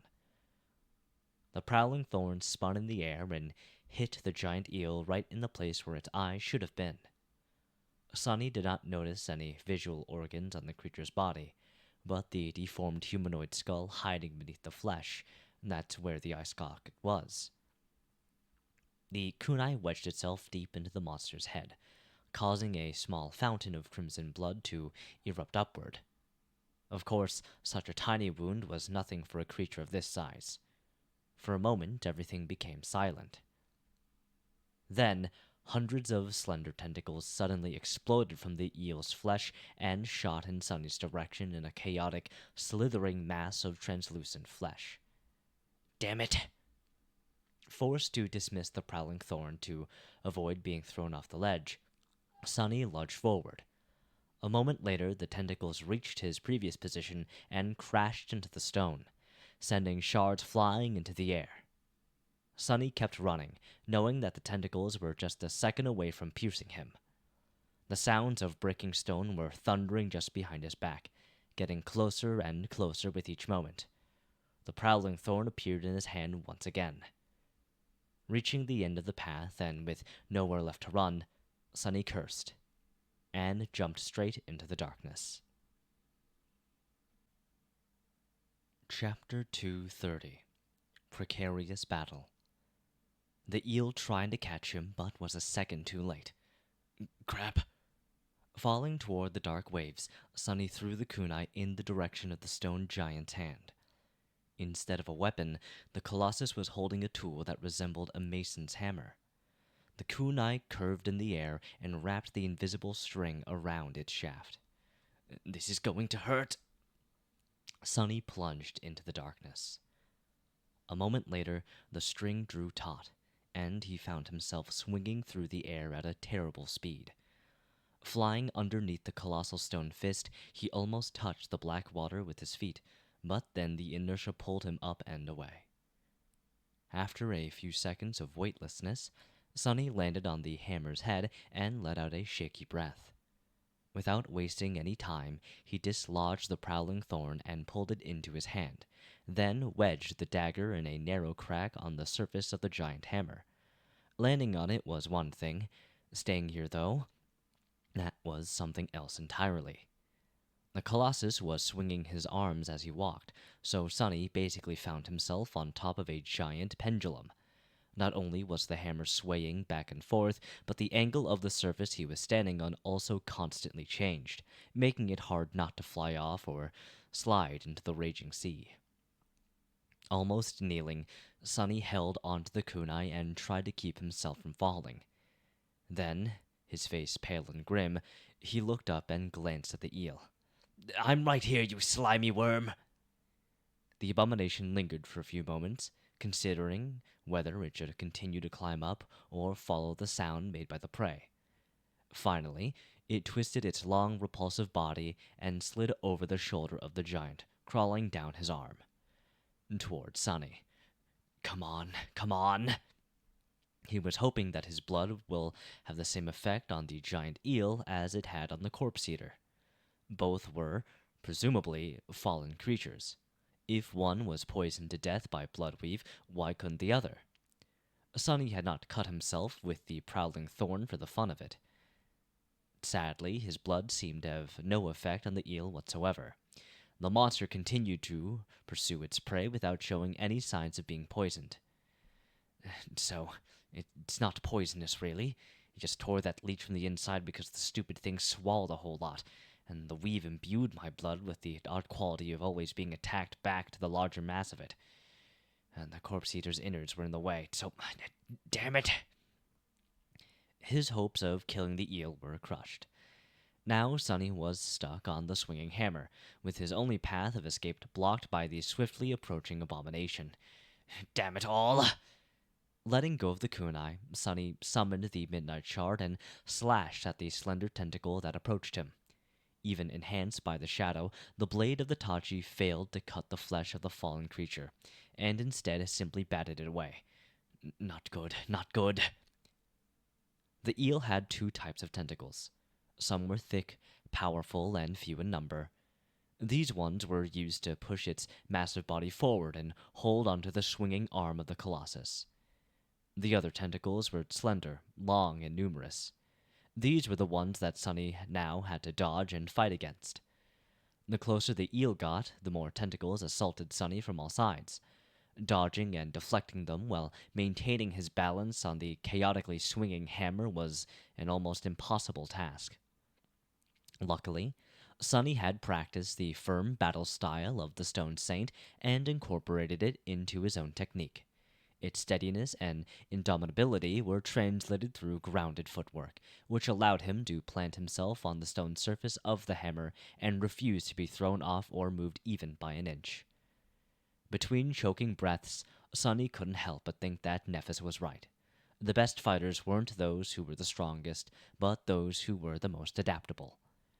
The foundational style he had learned from her had served him well on the streets of the Dark City. But if he had continued to follow it narrowly and neglected to add flexibility to his technique by incorporating the Stone Saint style into it, he would be dead by now. The Dream Realm was wild, unpredictable, and often defied logic. It threw all kinds of horrors at those unfortunate enough to step foot inside its vast expanse. Take this situation, for example. What kind of person would imagine that, one day, they would have to fight against a translucent eel the size of a train atop a walking stone colossus? Sonny certainly never expected to find himself in such a situation. Only a complete lunatic would. That's why adaptability was the most important trait an awakened fighter could possess. But even though Sonny had taken all the right steps, the seconds he had left to live were numbered. The onslaught of the slender tentacles was already too much for him to handle, and they were only growing in number. 28. With an inaudible sigh, Sunny allowed the shadow to slide off his body and rush toward the approaching eel. Instantly weakened, he gritted his teeth and tried to resist the attacking tentacles as best as he could. One of them hit against the blade of the midnight shard with tremendous force, sending it flying from his hand into the darkness of the night. The other hit him in across the chest, causing Sunny to yelp in pain and roll back, almost sliding off the surface of the hammer. Catching himself at the last moment, he pushed away and rolled, barely avoiding being pierced through the chest by the third. He had nowhere to retreat anymore. But it was fine. 29. Back at the circular platform, Effie strained her muscles and hurled the thing entrusted to her by Sunny into the air. It was the ordinary rock. Flying away, the memory suddenly screamed, 30 steps! Its loud scream caused the feelers on the eel's head to ripple. The giant creature suddenly turned its head in the direction of the noise, its terrifying maw opening in hunger. For a moment, it paid Sunny no attention. Its weight also shifted, leading over the abyss of black water. Right then, a human shadow glided right in front of it, and 2 crimson eyes ignited in its depths. The stone saint stepped out of the shadow, which then instantly wrapped itself around the taciturn monster and filled her with immeasurable power. The shadow's sword flashed. Sunny wasn't trying to kill the eel. Despite all of the stone saint's might, she was too weak to slay something that abominable. He just wanted to sever one of the main tentacles that supported most of the eel's weight. Augmented with the power of shadows, the stone knight easily cut into the flesh of the eel and sliced one of the thickest tentacles apart. Losing its purchase, the repulsive creature shuddered and slid helplessly from the swinging arm of the colossus, falling into the turbulent black waves with a splash. Then it was gone, pulled away by the strong current. Sunny fell to his knees and drew in a deep breath. Then he said in a cold, raspy voice, "This riding free bastard. Next time, buy a ticket." Chapter 231. Stone Giant. Sunny remained on the swinging hammer of the colossus for a while, resting and trying to catch his breath. However, very soon, the dark sea rose high enough to make his position perilous. With a deep sigh, he stood up and dislodged the prowling thorn from the stones. Waiting for the colossus to raise his hand, Sunny jumped down. The wind whistled in his ears, and a few moments later, he landed on the wrist of the giant in a roll. As soon as Sunny got back to his feet, the stone surface beneath plummeted down. Thrusting the kunai in another crack, he gritted his teeth and held on to his dear life. Soon, the ground he was standing on sloped down, and then turned into a vertical wall, with nothing but the dark abyss of the cursed sea visible below. Hanging off that wall, Sunny cursed and waited for the colossus to bring his arm back up. When it finally happened, Sunny immediately dashed forward. He had several precious seconds before the pendulum swung again, and had to cover as much distance as possible with each swing of the giant's arm. Too slow, and the cursed sea would catch up to him. The closer he got to the elbow of the walking statue, the more inclined his path was.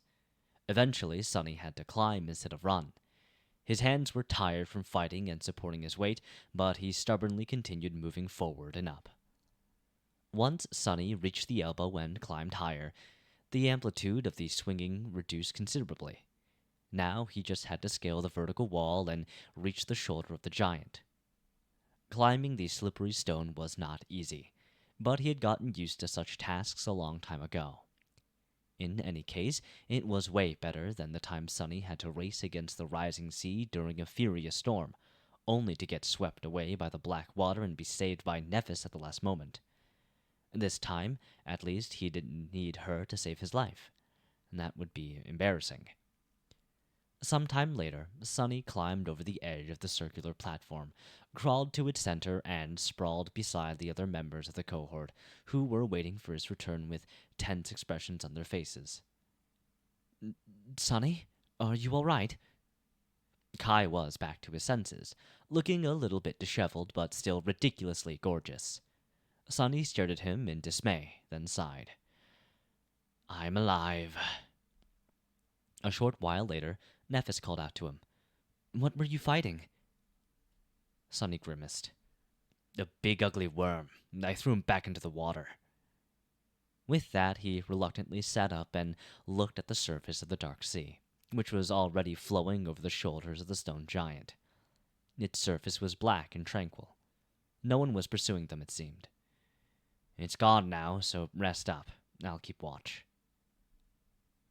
He stayed awake until the break of dawn and then woke the members of the cohort. When they rose to their feet, Sunny lay down on the cold stone and tiredly closed his eyes. Yesterday, he had thought that he would not be able to fall asleep atop the walking stone giant. However, Sunny had underestimated how exhausting this long night would end up being. Even the body of a powerful sleeper needed rest. Actually, the swinging of the stone platform was sort of soothing. Soon he was fast asleep. When Sunny woke up, the sun was already high in the sky. Yawning, he sat up, summoned the endless spring, and greedily drank some water. Someone had left a plate of food near him, so without thinking too much, Sunny picked it up and had himself a late breakfast. Ah, that hits the spot. Recognizing the taste of Neff's cooking, he glanced at their intrepid leader and smiled. It was nice to laze around while others were working. While Sunny was sleeping, the stone platform had transformed. Plates of iron stripped off the abominable spiders and stored in Effie's bag were inserted around its perimeter, with the golden rope strung between them as an improvised railing. More of these plates were shaped into makeshift rods and placed in the center to serve as throwing spears in case the cohort was attacked from the air. Currently, Kai and Effie were building additional battlements on the left shoulder of the giant while Nephis observed their progress from above. They were taking no chances. A trip through the labyrinth, no matter how fantastical, was still full of danger. It was better to be safe than sorry. Sunny scoffed. So much work. What's the worst? No, I'm not going to finish that thought. No, thanks.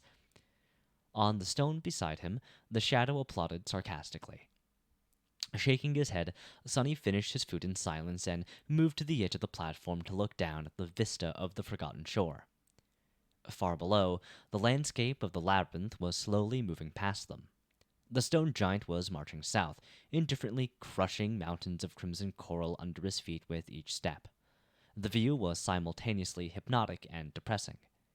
In every direction, as far as Sunny could see, there was nothing but red coral, with rare heights protruding from it into the gray skies here and there. The forgotten shore was truly vast. And every inch of it was full of unspeakable dangers. Not too far from him, Castor was also busy studying the landscape. However, his interest wasn't purely idle. Changing Star's map was on the stones beside him, and the proud legacy was drawing new marks on it from time to time. Sunny sighed. The cohort might have caught a ride on the shoulder of the stone giant to reach their destination at the edges of the forgotten shore, but they were going to have to walk all the way back to the Dark City by themselves. And that was months of traveling through this treacherous hellscape, with nothing but their own strength and wit to keep them alive. The information Castor was putting on the map today was going to be priceless to them in the future. But that was a problem for tomorrow. Right now, Sunny deserved a little respite. Turning away from the handsome young man, he lowered his gaze and peered at the sights below. It was not every day that one got an opportunity to enjoy a beautiful view of hell.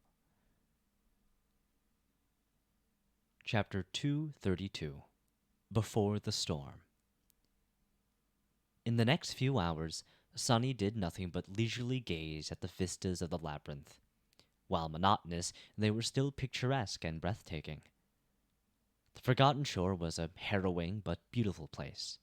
The somber gray sky and the black earth created a perfect backdrop for the vibrant crimson sea of twisting coral blades.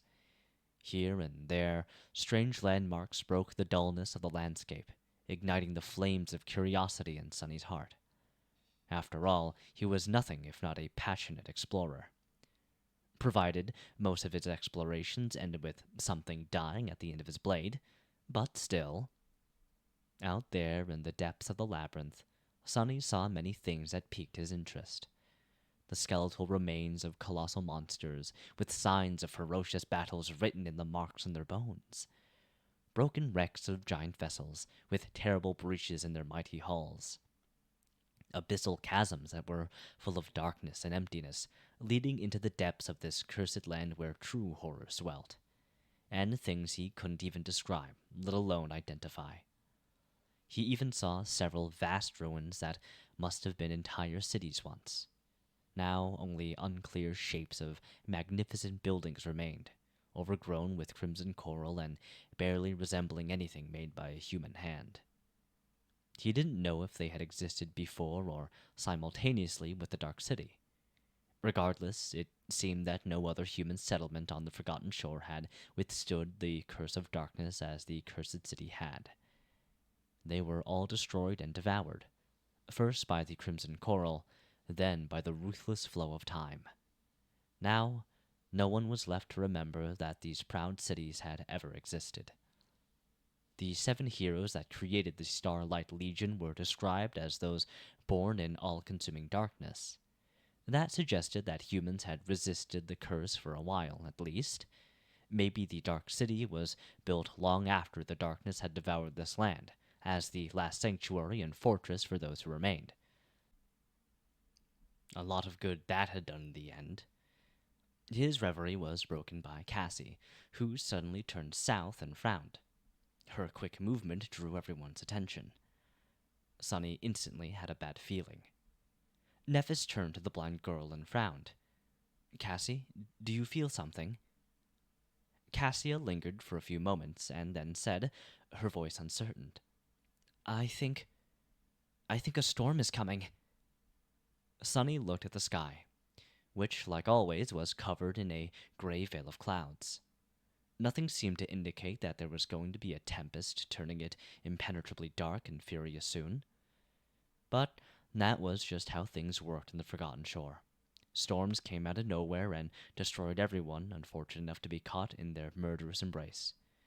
If Cassie said that she felt one approaching, then it was. Their oracle had a good track record of sensing such things. Damn. A storm meant that the Cursed Sea would rise from the depths earlier than usual. It also meant that there would be rain and lightning, which would make the behavior of the dwellers of the depths unpredictable. It also meant hurricane winds, and that was really bad news when you were stuck on a moving colossus 200 meters above the ground. Nephis gritted her teeth. "You heard her. Prepare." However, the blind girl interrupted her. "Wait, there was something else." Changing Star lingered for a moment, then asked, "You are sensing another threat?"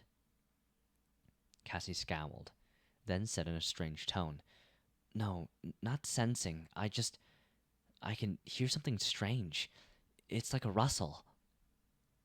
Everyone stared at her for a few seconds, trying to understand the meaning behind her words. Strangely, Kai was the first one to react.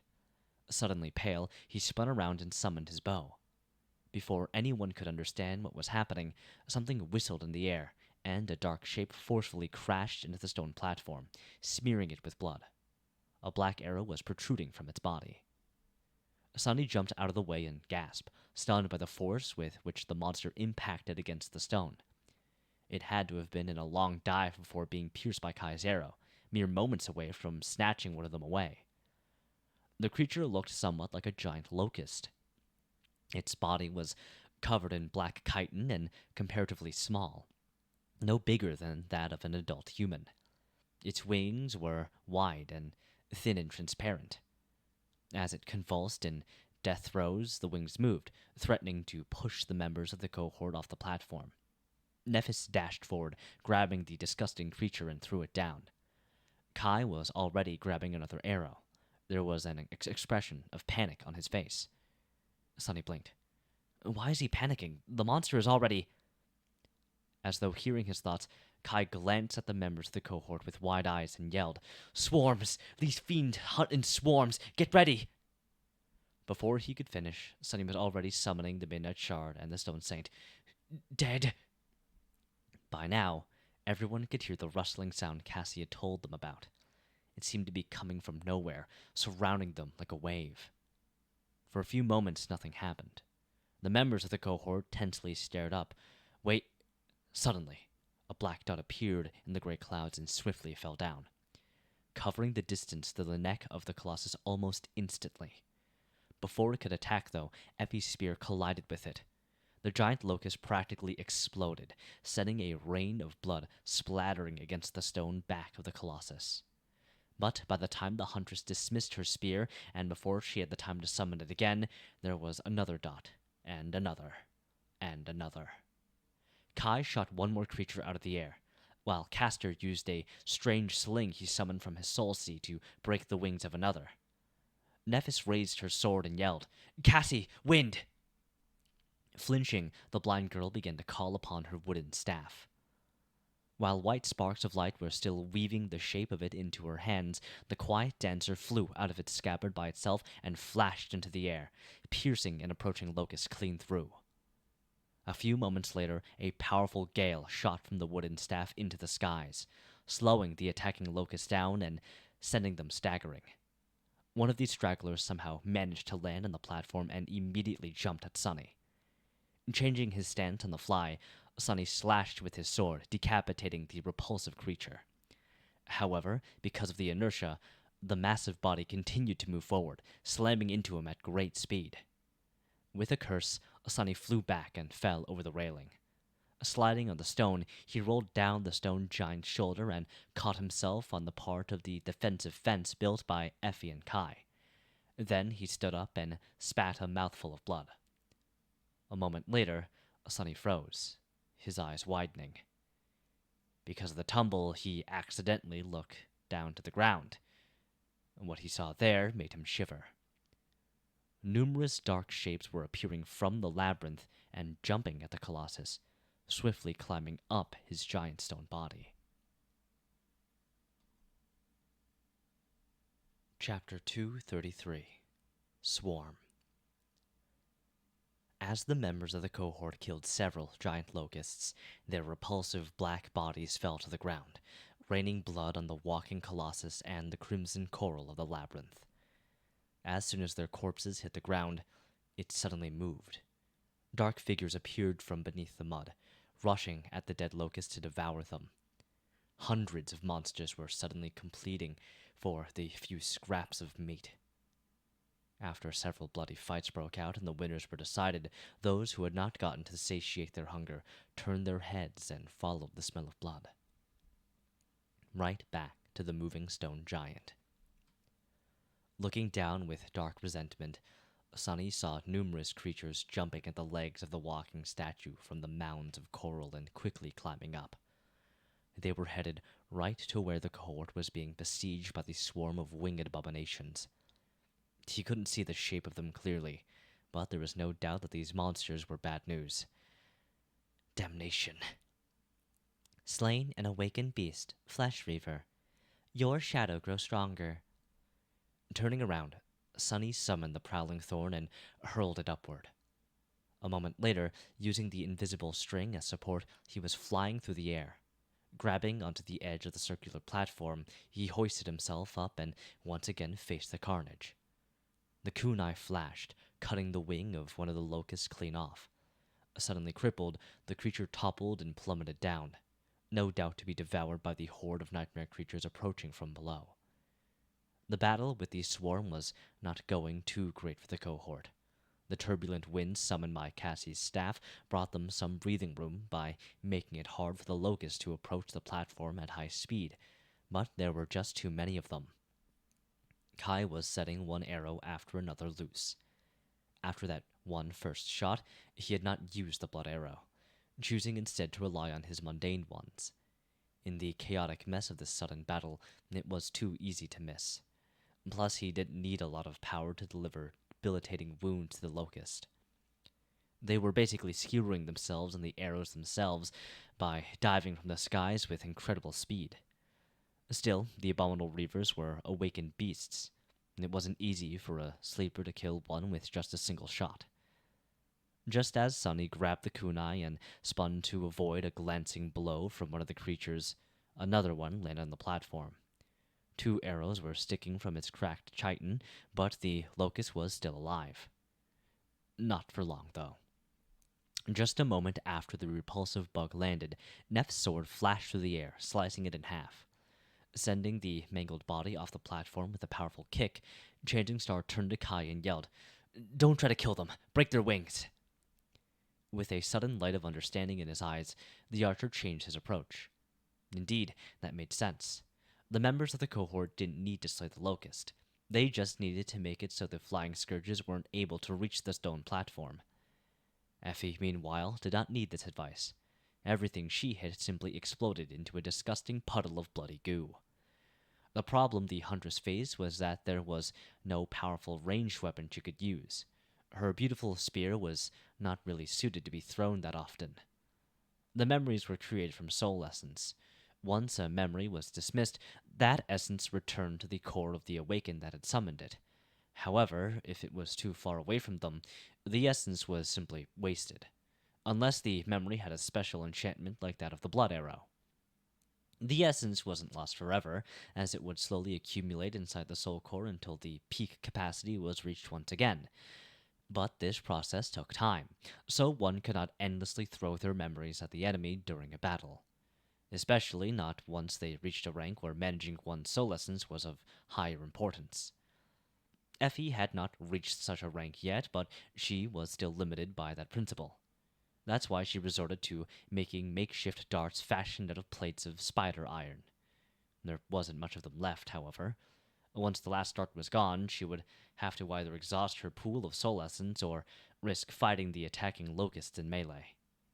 Just like the Stone Saint was doing right now. As Sunny rushed toward Nephis, he noticed the shadow lowering her shoulder and raising her shield. In the next moment, one of the repulsive creatures crashed into it at full speed and simply crumbled, black blood exploding into the air through the cracks of the shattered chitin. "You have slain."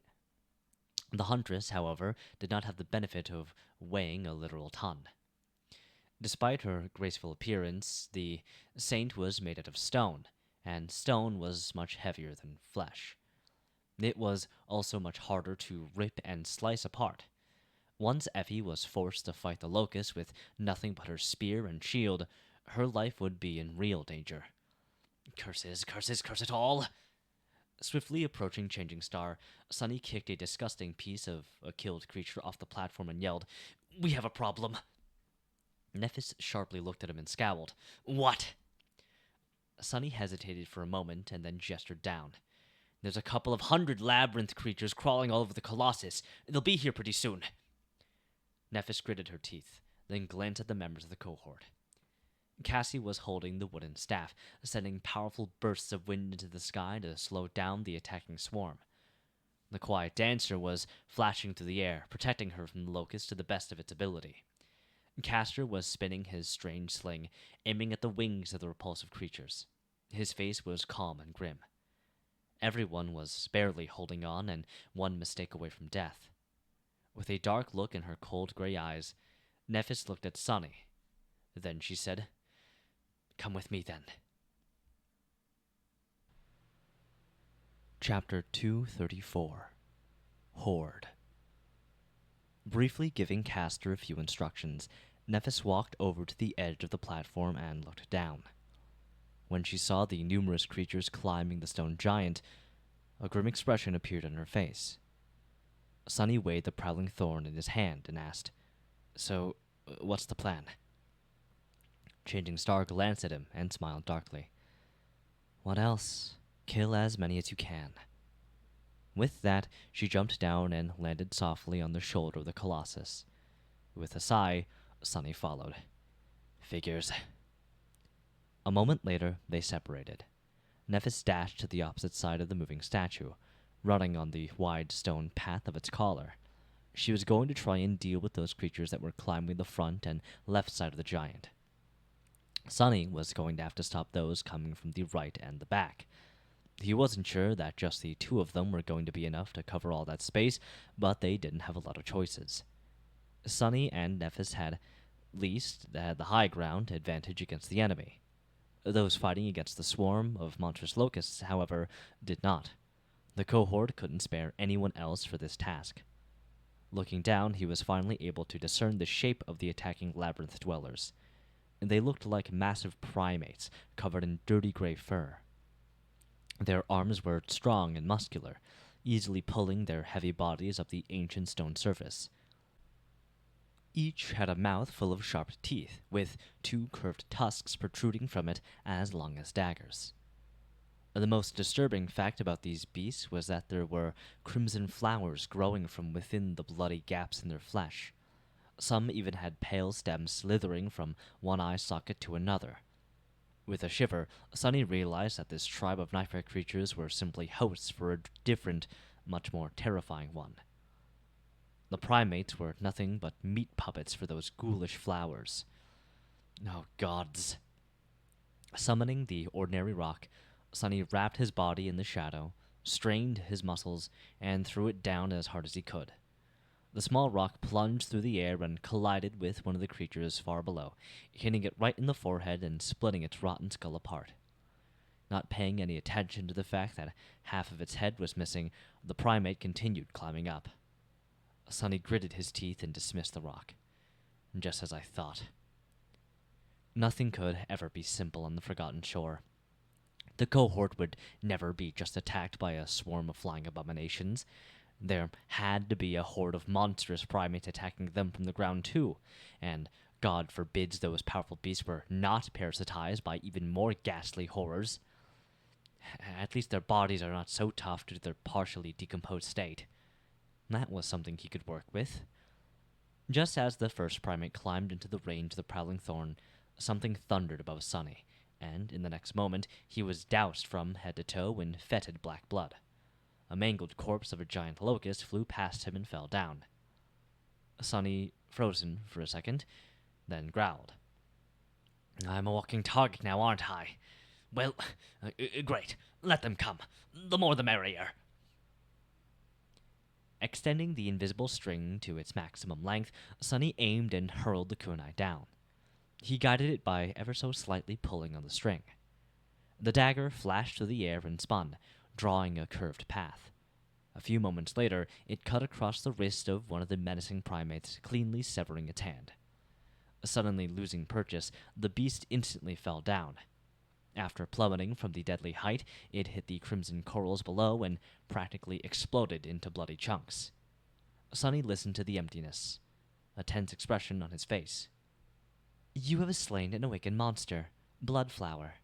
Your shadow grows stronger. A relieved expression appeared on his face.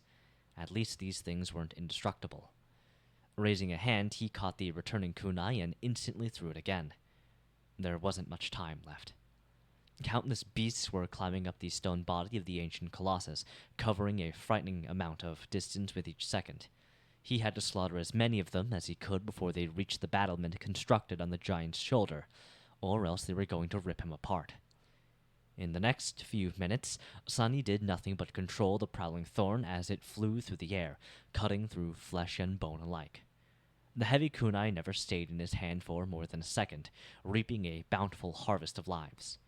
More than a dozen beasts, those who were ahead of the approaching horde, were thrown off the statue and fell to their deaths, rewarding Sunny with an enviable amount of shadow fragments. However, he was still too slow. Sunny had to be both swift and precise when throwing the dagger, lest he want to be pulled off the giant swing shoulder himself. What's worse, he had to constantly pay attention to the sky and dodge the attacking locusts when they dove from above to devour him. The horde of terrible beasts was getting closer and closer, their arrival as inevitable as it would be fatal. The situation got even worse when another group of them reached the gargantuan statue's back. Now, Sunny not only had to deal with the monsters climbing its side, but also rushed from his perch on the shoulder of the steadily moving colossus to the treacherous path of his collar to prevent the fastest climbers from reaching too high. Bad, this is bad. Covered in blood and with his muscles burning, Sonny continued to slaughter the ghastly beast as fast as he could, but he wasn't fast enough. At some point, Sonny realized that the climbing monstrosities were now mere meters away from him. He could see every disturbing detail of their rotting bodies, with strangely graceful flowers growing from the bloody gaps. Their crimson petals trembled as they smelled prey. Suddenly, one of the primates strained its powerful legs and jumped into the air, instantly covering the remaining distance to Sonny's position. Before it could land, however, the Midnight Shard slashed the creature across its massive body, cutting it apart. What flowed out of the terrible wound, however, was not blood, but a vast cloud of red pollen. Before Sonny could register the fact, he had already breathed in a whole lungful of it. His eyes widened. Oh no, this is not good. Chapter 235 Flower Boy. As the red pollen settled in his lungs, Sonny suddenly sensed something subtly moving inside them. Then, a wave of excruciating pain pierced his chest. With a loud scream, he fell to his knees and grabbed at the puppeteer's shroud. A stream of blood escaped from his mouth and splashed on the ancient stone. In it, tiny blooms were sprouting roots, greedily drinking the crimson liquid and growing with visible speed. Looking at them with dark resentment, Sonny gritted his teeth and slowly stood up. By the time he straightened his back, the pain had subsided a little. The bloodthirsty flowers were already turning black and dying, destroyed by the odd blessing of the bloodweave. The insidious nightmare creature tried to devour him from the inside, but, really, it just signed its own death sentence. In a few short minutes, it would be destroyed completely by the furnace of his tenacious body. And even if some part of it survived, Neff's purifying flames were going to finish the job. Until then, he would just have to endure this torture. Come closer, you bastards! As the Midnight Shard appeared in his hands, another monster was already climbing onto the shoulder of the walking colossus. Lunging forward, Sonny brandished his sword and decapitated the foul creature, then kicked it in the chest to send it flying down. A moment later, he jumped back, narrowly avoiding being grabbed by another primate. Before the beast could even react, the razor-sharp Tachi flashed across its body, severing both of its arms. More red pollen burst into the air. Holding his breath, Sonny shifted his stance and attacked once again in one swift, fluid motion. The Midnight Shard pierced the knee of the massive primate, making it topple. The creature wasn't dead, but any kind of mobility it once had was pretty much gone. Good enough. But it didn't really matter. 3 other monsters were already there, ready to take the fallen creature's place. And, a few seconds later, there was going to be even more of them, and then even more still. Until, eventually, Sonny was torn apart by the unstoppable flood of these harrowing fiends. He would have to think of something before that happened. If only I could breathe. Fighting through the excruciating pain that was tearing him from the inside, Sonny grimaced and dashed forward to face the enemies. In the next minute or so, he forced himself to cut out all unnecessary thoughts, turning into a ruthless hurricane of steel. The Midnight Shard danced from one nightmare creature to another, piercing, slashing, and severing their rotting flesh. The air was soon obscured by a vast cloud of red pollen. At some point, Sonny gritted his teeth and disengaged from the fight, leaving a carpet of bleeding bodies in his wake. Launching himself back a few meters, he slid on the stone and left the cloud of red mist. Only then, finally, he allowed himself to draw in a deep breath. Sensing that their enemy was gone, the primates rushed forward. However, a moment later, something glistened in the mist, and a heavy triangular blade suddenly pierced the head of the leading creature. The blood flower did not react to its host being damaged or hurt, and continued its lunge. But in the next second, the head of the monstrous ape was violently jerked backward, and, losing balance, it fell down. The string of the prowling thorn was coiled around the support pillars of the makeshift battlement, creating an invisible trap. By moving forward with the kunai still stuck in its head, the unfortunate creature pulled the string taut, causing an invisible net to rise into the air. Entangled in it, half a dozen creatures tumbled to the ground, blocking the others from pursuing Sunny. Neither the battlement nor the invisible string were going to last long, but at least it bought him a few seconds. "You have slain an awakened monster. Bloodflower. Your shadow." "Finally." The nightmare creature in his lungs was finally dead. Spitting out a mouthful of blood, Sunny groaned, wiped his lips, and glanced back. What he saw made him curse. The group of monstrous primates climbing the back of the Colossus was about to reach the collar of the stone tunic. Sunny was about to be surrounded, and he was all out of ideas. "If I die today, I'm at least going to drag as many of you as possible with me into a deeper, darker hell. Prepare yourself, gangrels!" Lunging forward, he ran on the narrow stone path and got to the middle of the giant's back just in time to collide with the first of the advancing primates and send it flying all the way down to the distant surface of the labyrinth. Unlike the shoulder of the Colossus, Sunny had no room to maneuver on the narrow path. In fact, he was having trouble simply keeping his balance due to the constant swaying. But the primates, with their wide shoulders and mighty frames, were in an even worse situation than him. On that narrow stone path, one man would be able to stop an entire army. Provided that nothing attacked him from behind, of course, which was bound to happen. Cursing, Sunny slashed and slashed, sending one monster tumbling down into a billowing cloud of red pollen after another. Despite all his efforts, he had to retreat step after step to avoid being surrounded and killed by the ferocious abominations. The situation was becoming desperate, especially so because the creatures that had been slowed down for a bit by the string of the prowling thorn finally wrestled free of it, and were seconds away from reaching his current position. "Damnation!"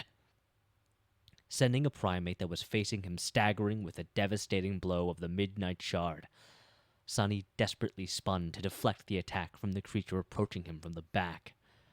However, he was a fraction of a second too late. Realizing that he won't be able to block or dodge the paw of the monstrous ape, Sunny feverishly tried to come up with a way to minimize the damage, at least. But just as the claws of the creature were about to grab onto his neck, a swift shadow suddenly fell from the skies. Catching the primate with its sharp mandibles, one of the locusts easily tore its head off and dashed back, devouring the prey with terrifying speed as it flew. In the next moment, more flesh reavers fell from the skies, aiming at the climbing primates. The two tribes of nightmare creatures were suddenly locked in a ferocious battle, with the 6 humans hopelessly stuck in between. Chapter 236 Ex Machina.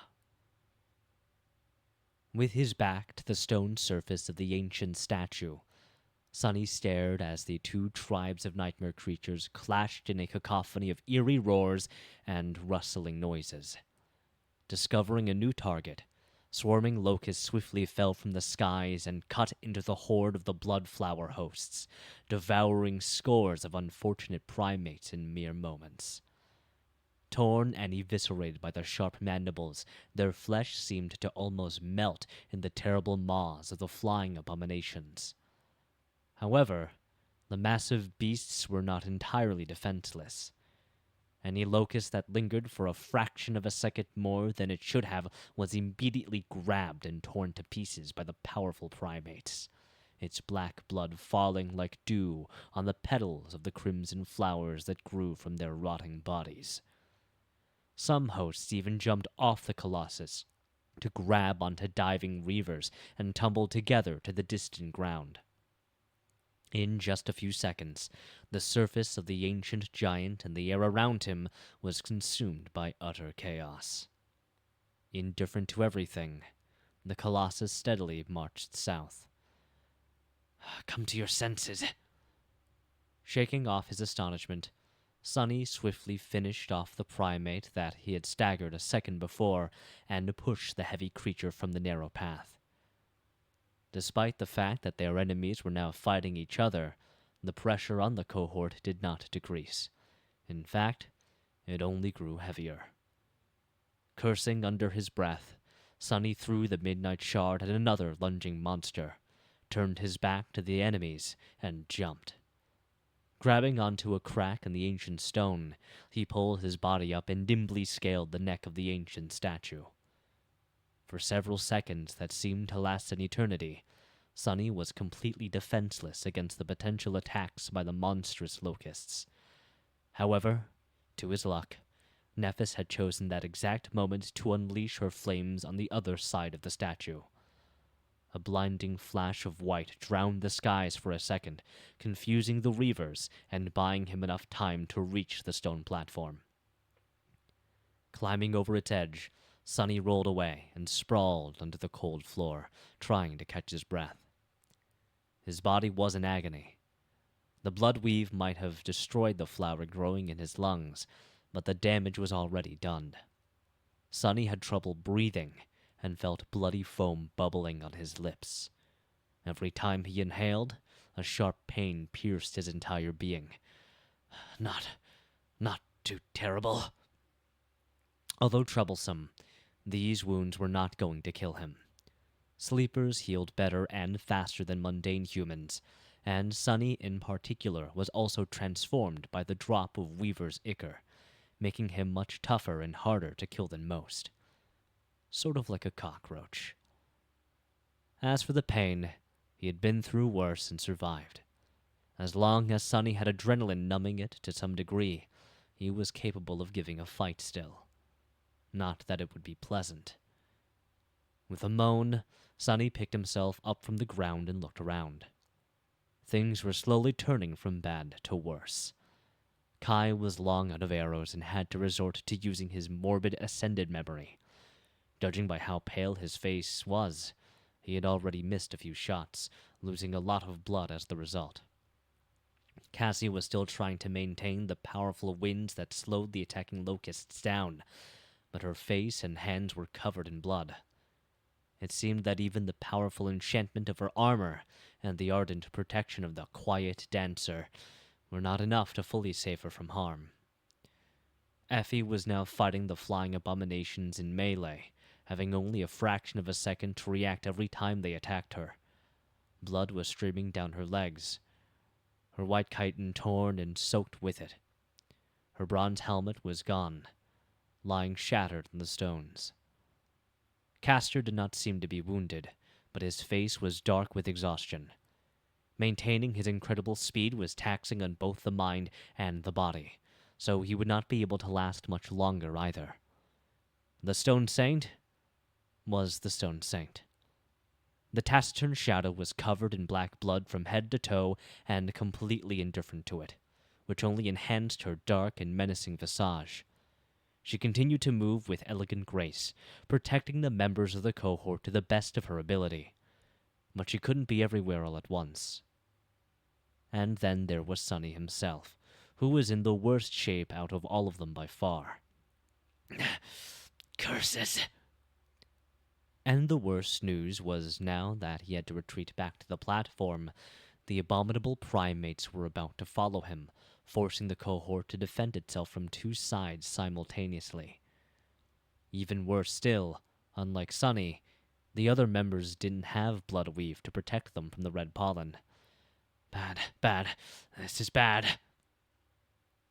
Just as Sunny was thinking that thought, a bloodied hand suddenly appeared from the other side of the platform. A moment later, Nephis slid under the golden rope and shakily rose to her feet. Changing Star had white flames dancing in her eyes. Her skin seemed to shine with a soft glow, as though there was a fire burning beneath it. That fire, if Sunny had to guess, was responsible for annihilating the red pollen as soon as it entered her body. The Starlight Legion armor was heavily damaged and seemed to be on the verge of melting, but still held, protecting the last daughter of the Immortal Flame clan to the end. Not paying any attention to the members of the cohort, Nephis turned her head and looked south. "What is she?" Before Sunny could finish the thought, he was distracted by the sight of an ugly primate head rising above the edge of the circular platform. Cursing, he grabbed a jagged piece of chitin laying nearby and shoved it into the creature's eyes, forcibly pushing it back down. At the same moment, an especially large locust suddenly fell from the sky. Batting the quiet dancer away, it dove right for Cassie. Before anyone could react, its mandibles clicked. However, instead of soft flesh, all they caught was the hard wood of the enchanted staff. The blind girl had managed to defend herself at the last moment. The impact was still strong enough to throw her far back, nevertheless. Breaking the improvised barrier with her back, Cassie screamed and slipped from the platform, plummeting down like a broken doll. "No!" The prowling thorn was damaged and restoring itself in the Soul Sea, and the golden rope was tied around the platform. He didn't know what to...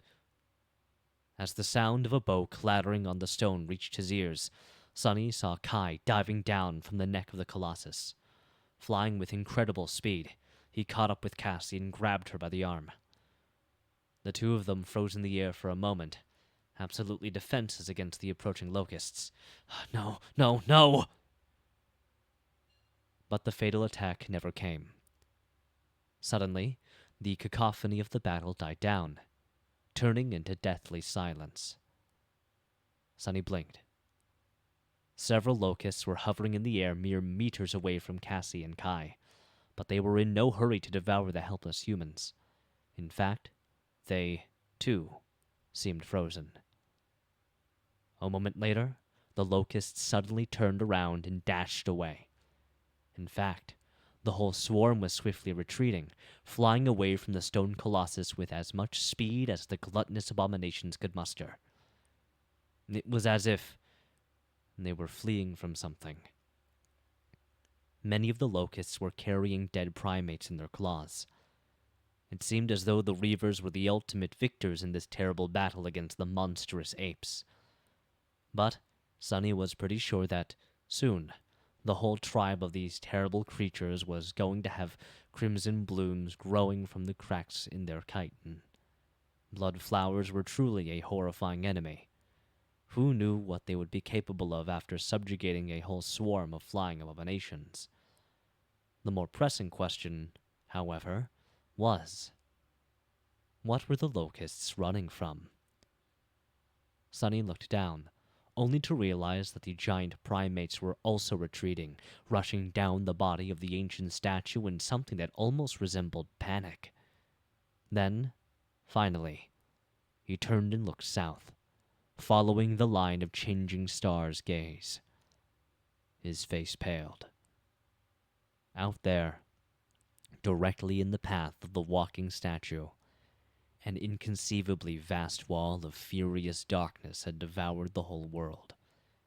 It was swiftly moving in their direction, bolts of lightning illuminating the raging depths of clouds almost every second. The storm was approaching.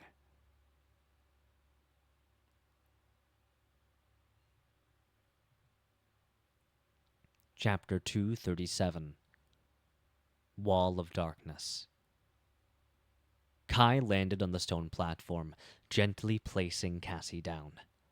The blind girl was deathly pale and visibly hurt, but her life didn't seem to be in danger.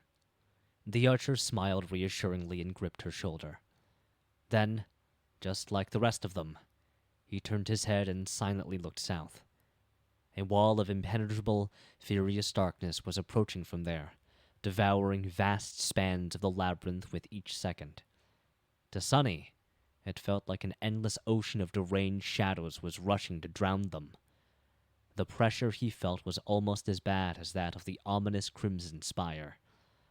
The Colossus was marching toward the darkness, completely indifferent to its menacing oppression. The wind rustled Sonny's hair. In the stunned silence, Effie suddenly fell to her knees with a pained groan. Her hands were pressed against the breach in her archaic cuirass, bright blood streaming from beneath them. That sound brought everyone back to reality. With a grim expression on her face, Nephis walked over to the wounded huntress and gently placed her hand on her body. A moment later, soft white radiance shone through the cracks of Effie's armor, healing her wounds and taking the pain away. Changing Star closed her eyes and bit her lip, drops of crimson blood rolling down her ivory skin. To take away her companion's suffering, she had to endure a much more harrowing torture. Sonny coughed, bloody phlegm flying from his lips, and weakly lowered himself to the ground. He didn't feel too well. The wall of darkness was growing closer with every moment. The wind was picking up, whistling in the cracks of the ancient statue. It brought the smell of the sea with it. Sonny grimaced and commanded the stone saint to walk over and stand above him. "What are we going to do now?" Kai shivered, glanced at the raging wall of clouds, and said, "Climb lower? The lightning is bound to be drawn to the neck of this giant." Sonny shook his head. "We can't. The sea is going to rise, so most of the statue will be submerged under water. We will be lucky if the waves aren't high enough to reach this platform." The archer sighed and looked down. "So then, we're dead?" Sonny smiled darkly. "Don't worry. Stone doesn't conduct electricity too well, so we will be safe from lightning. Most likely. What you should really be afraid of are the things that all the commotion might attract." After that, he bent over in another fit of painful coughing. That stings a little." By that time, Nephis was done healing Effie. Walking over, she kneeled and looked at Sonny. Unexpectedly, there was an expression of sincere worry on her face. Did you inhale that pollen?" Sonny tried to grin, but ended up coughing up more blood instead. "Yeah, a little, but don't fret. It's not... there are no flowers growing in my lungs anymore." Neff's face twitched, and she outstretched her hands to place them on Sonny's chest. However, he caught them in the air with his own and stopped her. Her skin was soft and cool to the touch. "Don't bother, I'll be fine. Take a look at Cassie instead." Changing Star stared at him for a few moments. Then, she suddenly asked, "But doesn't it hurt?" He pushed her hands away and shook his head. "Not as bad as it's going to hurt you." Nephis frowned. "I am used to it." Sonny looked at her for a long time, his expression hard to read. Then, he said evenly, "I know, but I don't want you to be used to it. You shouldn't be. Especially not on my account." The weight of the things he left unsaid hung between them for a few moments. Nephis tilted her head slightly, then turned away. Finally, she sighed, lingered for a few seconds, and walked away without saying another word. Sonny lowered his head and remained motionless for a while. "Better. It's better this way." Being afraid of pain was the most human emotion there was. He couldn't help but feel that every time Nephis silently endured the terrifying torture of her flaw, a part of her humanity was burned away by the merciless purity of the radiant white flames. He didn't want to see it happen. Not to mention that he was the last person in the world that changing star should have been helping, because suddenly, a deafening thunderclap rolled over them, forcing the members of the cohort to flinch. The light of day dimmed, and the cold wind furiously crashed into them, bearing drops of salty black water with it. Done checking up on Cassie, Nephis glanced forward and scowled. They were almost out of time. "Get ready! Hold!" With that, she summoned her sword and held it with both hands. As the incandescent light ignited the silver blade, Changing Star thrust the sword deep into the stone, melting it. Kneeling down, she gripped the sword and prepared for the onslaught of the storm. By her side, Effie sighed and grabbed onto a crack in the stone with one hand. With the other, she drew Cassie close and hugged her. Castor followed their leader's example and used his enchanted John to anchor himself to the platform. Sunny glanced at them and grimaced. Standing above him, the stone saint discarded her shield and lowered one shoulder, preparing to withstand the hurricane winds. Without anything better to hold on to, Sunny hugged the thigh of his shadow and closed his eyes, embarrassed by the indignity. Before he could really revel in it, though, something plopped onto the ground near him. Opening one eye, Sunny was surprised to see Kai. "What? What are you doing here?" The archer smiled with embarrassment and coughed. Well, you see, I don't have a sword that can cut stone or Herculean strength, so, mind if I hold onto the other thigh of your beautiful stone companion?" Sunny glared at him for a couple of seconds, and then scoffed. "Fine, whatever. Just don't grab onto me by mistake." As the endless wall of darkness approached, the headless colossus steadily walked forward, and then dove straight into the furious embrace of the harrowing storm.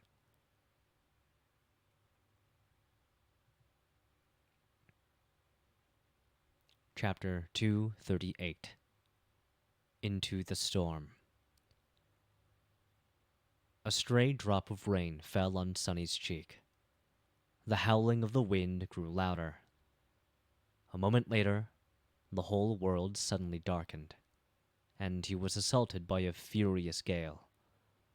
The water pelted him in the face, drowning the curse Sunny was about to yell. Damn! The storm descended on them with terrifying violence. The corpses of repulsive locusts that were left on the platform suddenly moved. Then, picked up by the wind, they were thrown off the neck of the steadily walking colossus, disappearing into the darkness. Their black blood was washed away by the torrent of rain. A blinding flash of lightning pierced the veil of clouds, followed by a deafening thunderclap. As the stone became slippery and wet, Sunny felt his body being forcefully pushed away from its surface by the gale. Gripping the stone saint tighter, he gasped and grimaced. Pain pierced his damaged lungs. Worst amusement ride ever! Fortunately, the heavy shadow was not moved by the tremendous pressure of the hurricane. Firmly planting herself on the surface of the platform, she turned her torso and lowered a shoulder, cutting the wind with her solid stone body. To her side, Nephis, Castor, and Effie were desperately holding on against the assault of the hurricane. With some effort, they were also able to resist it. But the worst was still to come. Hidden from the sun, the dark sea was rising from the depths. Sunny could hear the deep rumbling of the black water rushing through the twisting passages of the labyrinth and washing over the mounds of crimson coral. Soon, the stone giant was walking through it, creating a furious whirlpool with each step of his gargantuan feet.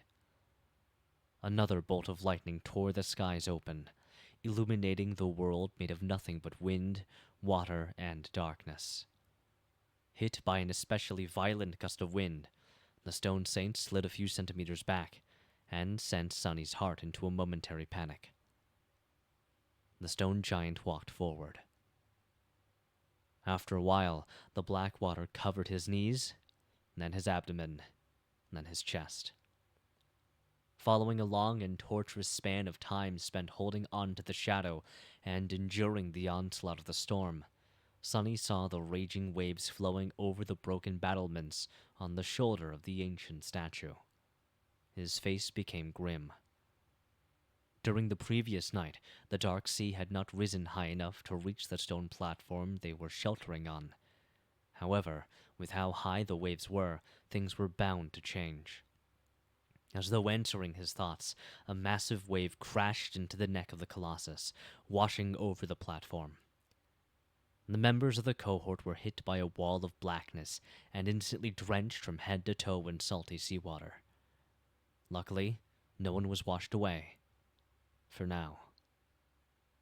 The howling wind, the furious onslaught of rain, the constant flashes of lightning, and the violent cacophony of thunderclaps were already enough to instill in them the feeling that the whole world was about to split apart and crumble. With the dark waves rising to strike at the stone platform over and over again, the situation became truly disastrous. And yet, they held on. Minute after minute, against all odds, the 6 humans clung to the ancient stone, refusing to be taken away by the raging tempest. Sunny didn't know how much time had passed or how far the stone giant had walked into the depths of the storm, but there was no sign of it growing weaker. In fact, it was only becoming more ferocious and terrible. However, this wasn't even what he was really afraid of. His true fear hid not in the skies that had gone mad, but in the lightless depths of the cursed sea. And soon, inevitably, his worst fears came true. With a harrowing sense of premonition, Sunny suddenly lowered his head and gazed down, as though trying to see through the mass of ancient stone. Deep beneath them, he felt a gargantuan shadow rising from the depths. One of the unspeakable terrors of the dark sea was crawling from whatever abyss that had spawned it to face the marching Colossus. Curse it all! Looking up, Sunny saw Kai desperately clinging to the stone saint beside him. For once, the archer did not seem dazzling. He was just wet, pale, and scared out of his wits. Behind him, Nephis was kneeling on the stones, gripping the hilt of her silver sword, her fingers white and bloodless. Straining his hurting lungs, Sunny yelled, "Be ready! The duet!" However, before he could finish, his eyes suddenly grew wide. Swiftly turning around, Sunny saw a gargantuan tentacle slowly rising from the seething waves. Illuminated by a flash of lightning, it looked like a tall, grotesque black tower. It pierced the skies and froze for a moment, looming over the ancient Colossus. Feeling his heart skip a beat, Sunny realized that he knew the sign of it. This was the same gigantic black tentacle he saw on his first night on the Forgotten Shore. The one that had effortlessly pulled the enormous monstrous shark under the waves and tore it in half like a little fish. The abomination that even corrupted nightmare creatures were afraid of. Falling from above, the gargantuan tentacle crashed on the moving statue and coiled itself around its neck. Oh no! Before Sunny could react, the gigantic tentacle was already wrapped around the neck of the Colossus. Its bulbous flesh suddenly contracted, as though trying to strangle the stone giant and pull him beneath the waves. Without ever slowing down, the ancient statue continued to walk forward. Then, in a roar of falling water, its colossal hand rose from the depths of the cursed sea and grabbed onto the tentacle. Grasping it in its stone fist, the Colossus lingered for a moment and easily tore the tentacle apart. Sunny's eyes widened. One part of the gigantic black tentacle convulsed and slid off the neck of the ancient Colossus, falling into the raging waves.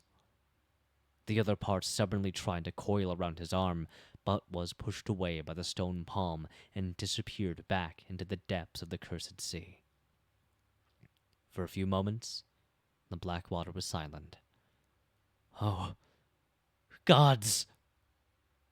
And then, the whole surface of it suddenly exploded into the skies.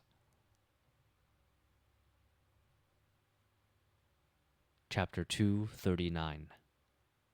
Clash of Titans. The surface of the cursed sea seethed and boiled, then exploded into the skies. Following the disappearance of the gargantuan tentacle, 6 others appeared from beneath the black waves. They rose and loomed above the marching colossus like twisted mountains, blocking the clamor of the storm for a fleeting moment.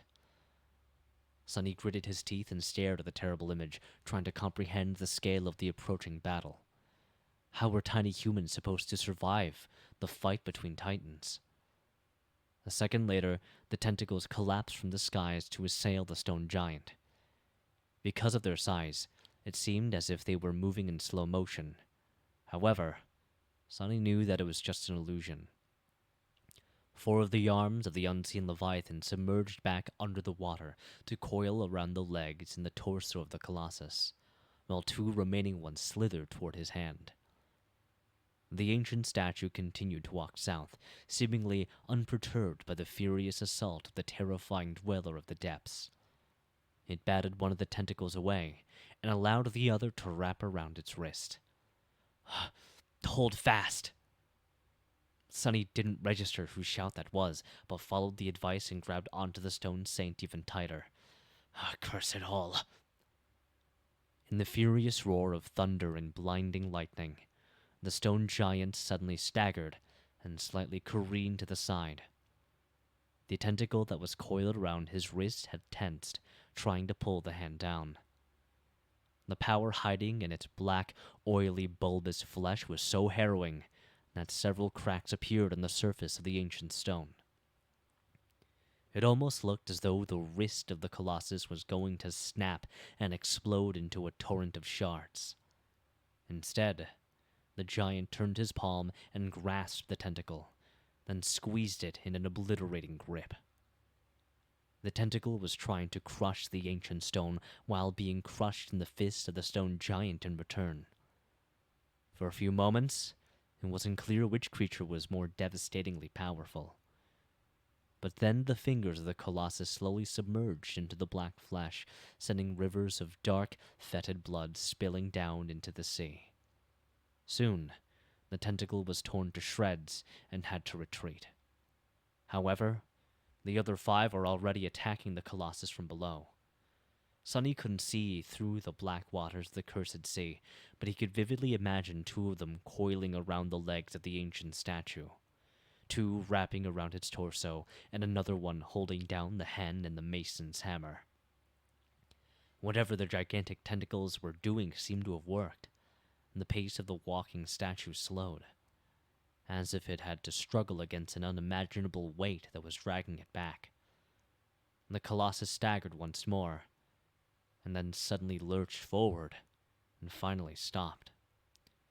Not good. Through the soles of his feet, Sunny could feel the vibrations running through the ancient stone. The giant was trembling, as if straining to move his colossal body with all his strength. The circular platform they were hiding on slowly began to slope to the side, allowing even more waves to wash over it. The furious storm grew even stronger, as though celebrating the battle between 2 enormous creatures. The hurricane wind crashed into the cohort, pelting them with rain and seawater.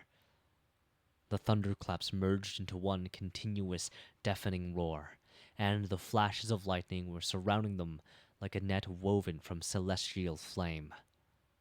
Suddenly, the ancient statue shuddered and changed its angle.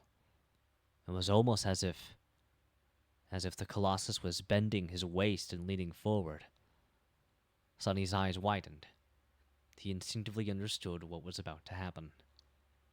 He wasn't the only one. As the stone saint followed his command and fell to her knees to thrust a hand into a crack in the stone, Nephis screamed, "We're going under! Hold your breaths!" Here we go again. In the next second, the Colossus leaned forward and dove under the turbulent surface of the waves. Sunny barely had time to inhale deeply.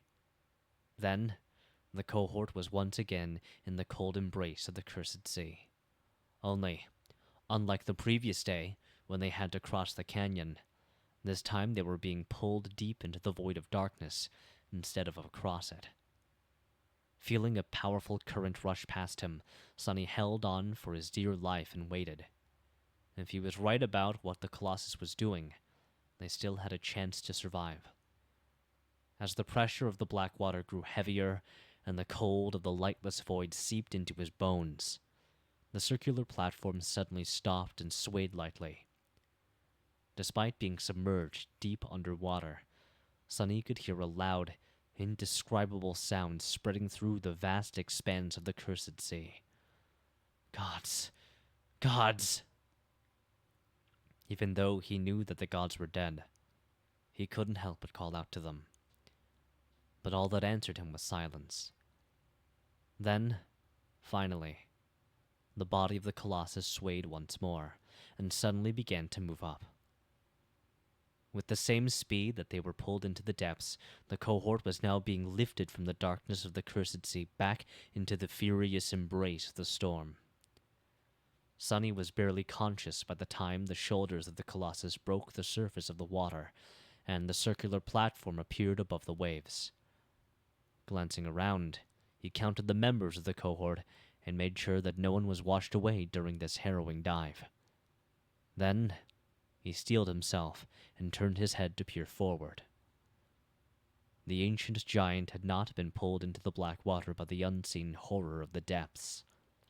Instead, once the gigantic tentacles had proven to be a nuisance, he had simply leaned forward and scooped the abyssal creature from the bottom of the sea. And now the Colossus was holding it in his hand, rising the Leviathan into the raging skies. Even knowing that gazing upon the true appearance of the horror of the depths was not the safest of ideas, Sunny couldn't help but look. What he saw made him shiver. Chapter 240. Gaze of the Unknown. Held in the ancient statue's hand was a gargantuan skull that looked almost like that of a human, but simultaneously vastly different. Apart from the size, the shape of it was all wrong. If Sunny had to describe what exactly was different about it, he would have trouble putting it into words. But everything about the skull screamed of wrongness, malignity, and evil. The vile aura it radiated was almost palpable to the touch. Sunny suddenly felt nauseous and weak, as if just looking at the gargantuan skull was seeping the life out of him. This sensation was somewhat similar to what he had experienced when trying to read the runes describing the unknown, only magnified by 1,000 times. The most prominent and obvious difference, though, was that the gargantuan skull had 3 eye sockets instead of 2, the third one situated above the other ones, right in the middle of its forehead. Its canines were also more prominent and heavy than that of a human. The lower jaw of the skull was missing, and it was from there that the 7 gigantic tentacles protruded. Surprisingly, looking at the tentacles themselves did not have the same sickening effect on Sunny. With a sense of dark astonishment, he realized that the horror of the depths was only using the terrible skull as a shell, hiding inside of it like a weak and vulnerable sea creature would. Only, of course, nothing weak or vulnerable would have ever survived the corruption of these ancient bones. In fact, he could see the black, oily flesh bulging from the dark chasms of the skull's 3 cavernous eye sockets. In a flash of lightning, Sunny noticed that the tentacles were moving, coiling themselves around the arm of the stone colossus. 3 of them were heavily damaged, but the remaining 4 were still full of unimaginable power. Their combined strength was more than enough to shatter the ancient stone. Despite the fact that his arm was already starting to crack, the Colossus seemed indifferent to the devastating embrace of the abyssal creature. What? What is he doing? As if answering his question, the dark seas suddenly surged and split apart, releasing the stone giant's other arm from its cold depths. With rivers of black water streaming from it, the hand of the Colossus slowly rose, reaching all the way into the raging skies. The hurricane winds broke against it, powerless to move the arm of the Colossus even by a centimeter. The hammer gripped in his hand was suddenly enveloped in a ghostly blue glow. No, it wasn't really a glow. There were arcs of electricity running all over its surface. They were harbingers of... Sunny's eyes widened. In the next moment, a bolt of lightning connected the hammer to the skies, and then another, and another. Dozens of lightnings landed on the stone hammer in short succession, the roar of thunder almost shattering the whole world. Enveloped in the raging shroud of electricity, the ancient stone heated and turned incandescently bright, emanating a furious orange glow. For a moment, everything was still.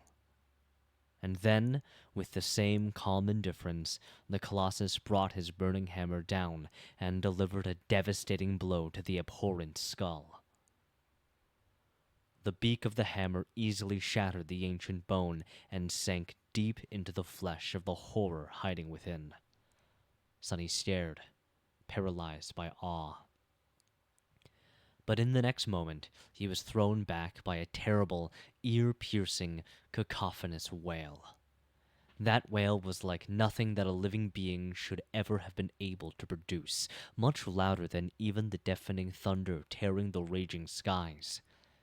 It came from the dweller of the depths, whose body was deeply wounded by the stone Colossus.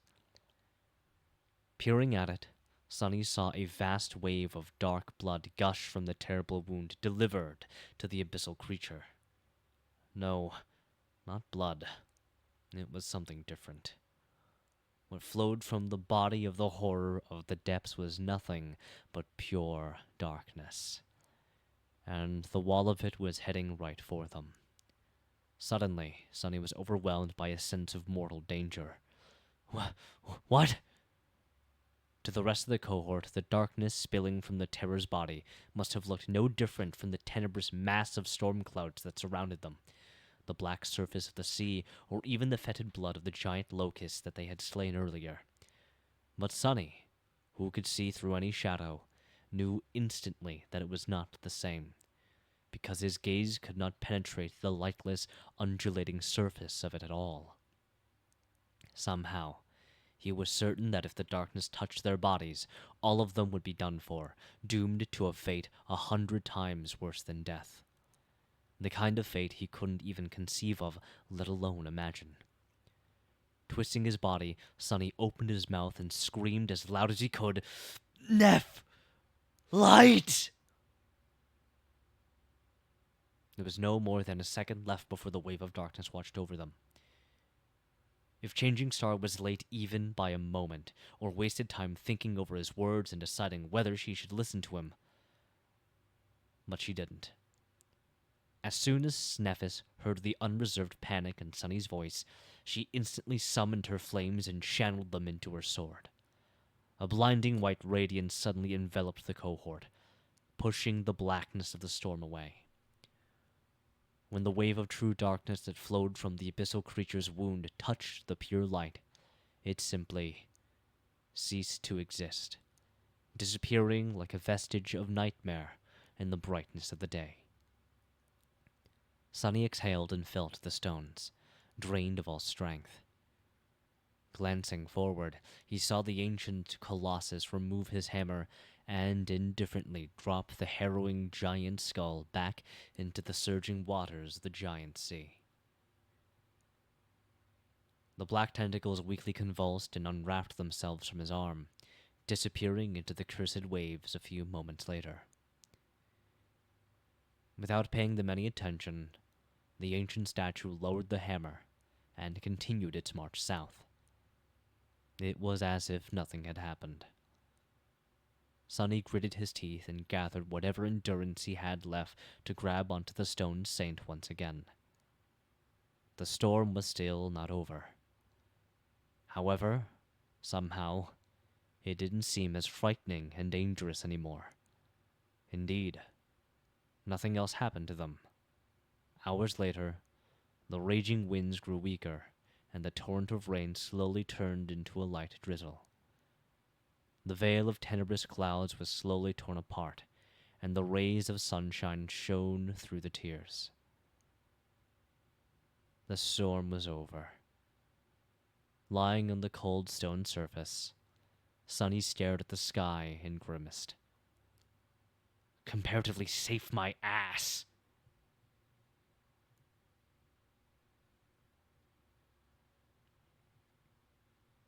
Chapter 241. Halfway. As it turned out, the cohort had endured the fury of the heavens for almost an entire day. Before the storm had appeared, the night had still been far away, and now it was already a new morning. The Colossus was steadily marching south, completely unshaken by his terrifying battle with the abyssal Leviathan.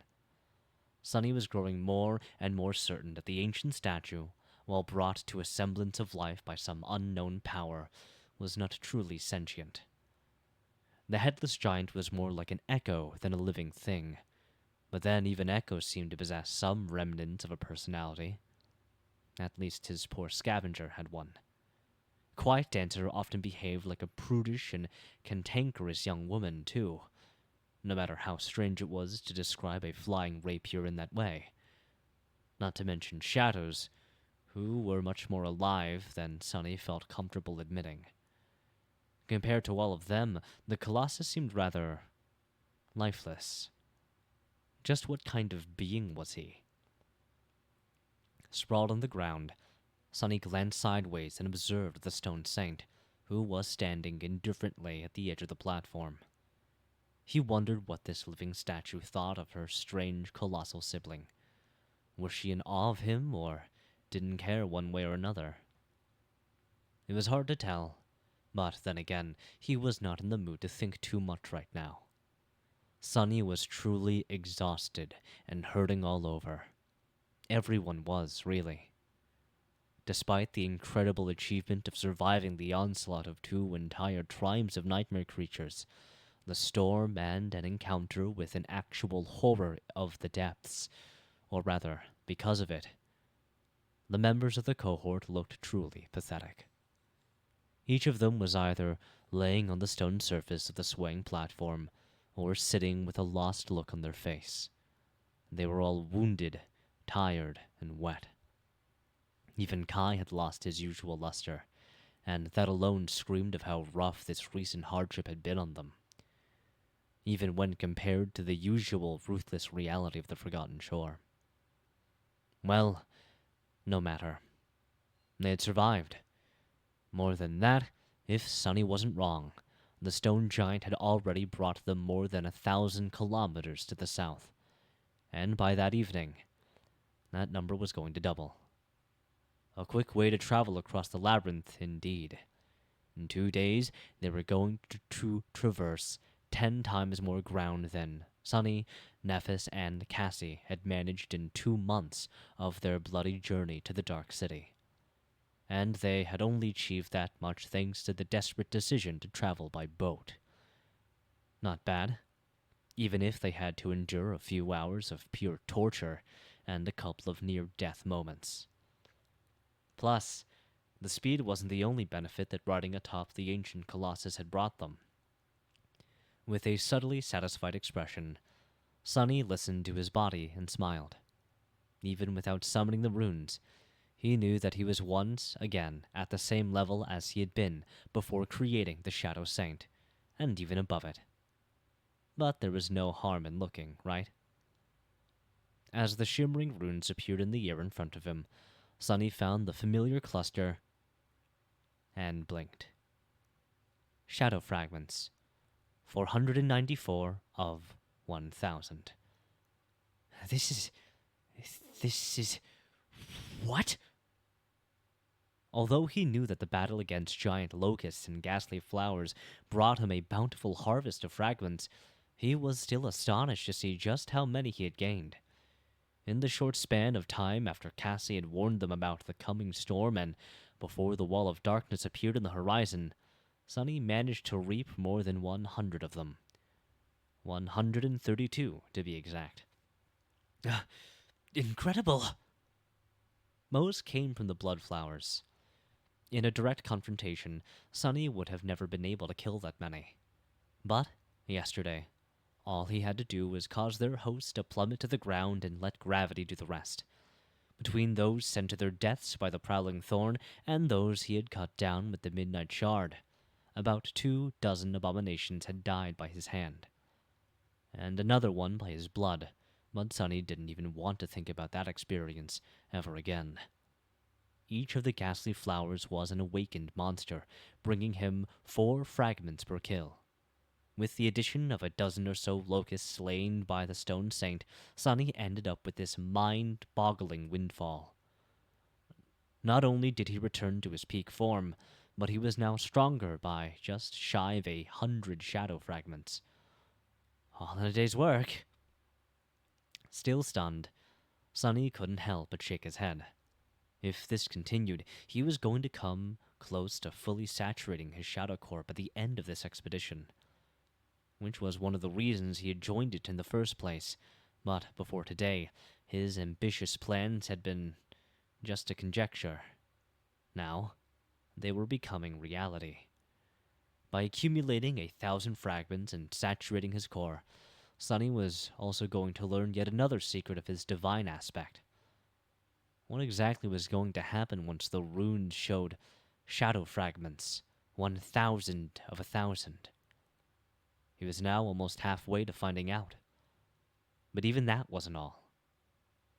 Looking at another cluster of runes, Sunny read, Memories, Silver Bell, Puppeteer's Shroud, Midnight Shard, Ordinary Rock, Prowling Thorn, Endless Spring. And right after that, 2 new sets glimmered in the air. Blood Blossom, Dark Wing. 2 new memories. Jackpot! The only thing that slightly ruined his exhilaration was the fact that, recently, Sunny was having trouble finding memories that were actually useful to him. Of course, the Stone Saint had a ferocious appetite and could consume anything that he wasn't going to incorporate into his arsenal. But simply feeding his spoils to the shadow, while rewarding in its own way, was not as pleasant as acquiring a new powerful tool. With a sense of cautious anticipation, Sunny concentrated on the new memories. Well, let's take a look. Maybe it's something useful after all. Chapter 242.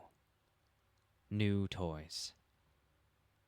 Sunny decided to take a look at the Dark Wing first. Let's see what my shadow brought me. He looked at the glimmering runes. Memory, Dark Wing. Memory rank, Awakened. Memory tier, 1. Memory type, Garment. Memory description. This cloak is as light as a dragonfly's wing, and as durable. Sunny stared at the description, his eyes twitching. Cloak? Another damn cloak? And what does this spell mean, as durable as a bug's wing? Those aren't durable at all. Taking a deep breath, he calmed himself down and read the runes again. Well, maybe it has an incredible enchantment. Memory enchantments. Glide. Enchantment description. Allows one to levitate slightly above the ground and slowly move in any direction, or glide down softly from any height. Sunny frowned slightly. thinking about whether that memory could be useful. Then he dove into the Soul Sea and summoned the sphere of light containing the dark wing to take a look at its spell weave. The descriptions provided by the spell were not always very informative. It was better to study the thing himself. At first glance, the ability to fly was nothing short of incredible. Amazing, even. Sunny had heard that there were memories that gave their owners literal wings, but never expected to encounter one before becoming an awakened, or even a master. However, their usefulness differed from case to case. There were questions of height, speed, and control. No memory could have given someone the ability to fly as fast and unrestrained as Kai could, but some came close. However, as far as these memories went, Darkwing turned out to be out of the lowest standard. It seemed that it only allowed a person to levitate or hopple a couple of meters above the ground and move with a very, very modest speed. Sunny could achieve pretty much everything that such an ability provided with the help of the Prowling Thorn and its invisible string, and do it better, too. Of course, he couldn't fight while using the kunai to swing around on the string. In that regard, this new memory was better. However, after imagining himself fighting while using the dark wing to hover above ground or, even worse, glide in the sky, Sunny shuddered. The beautiful transparent cloak indeed looked like a pair of dragonfly's wings. It was extremely thin and brittle. The slightest strike would rip it apart, causing the wielder to plummet down. So, unless Sunny wanted to die, using this memory in a battle was out of the question. In short, it had little utility value compared to the Prowling Thorn and couldn't be used for aerial fights. Sunny glanced at the Stone Saint. Should I feed it to her? But after thinking about it for a couple more seconds, he shook his head. No, despite all its flaws, the Dark Wing was still a real boon. The ability to glide alone was priceless. With it, he did not need to be afraid of falling down from deadly heights. Like from the height of an ancient walking colossus, for example. I'm keeping it. The thing would only give his shadow one fragment anyway. Looking up, Sunny noticed a transparent cloak that looked like a pair of dragonfly wings suddenly appear on Cassie's shoulders. The sunlight refracted through it, making the wings glimmer slightly, with all the colors of the rainbow. With an expression of wonder on her face, the blind girl made the wings move. A moment later, they disappeared into a blur, and Cassie suddenly hovered a few centimeters above the ground. She giggled. So, the quiet dancer had earned her the same memory his shadow had earned him. This was good. While the weak levitation ability was mostly useless to Sunny, to the blind girl it would be of tremendous help. The terrain of the Forgotten Shore was often uneven and treacherous, so being able to float above it was a true gift for someone who could not see. Sunny smiled softly and looked away.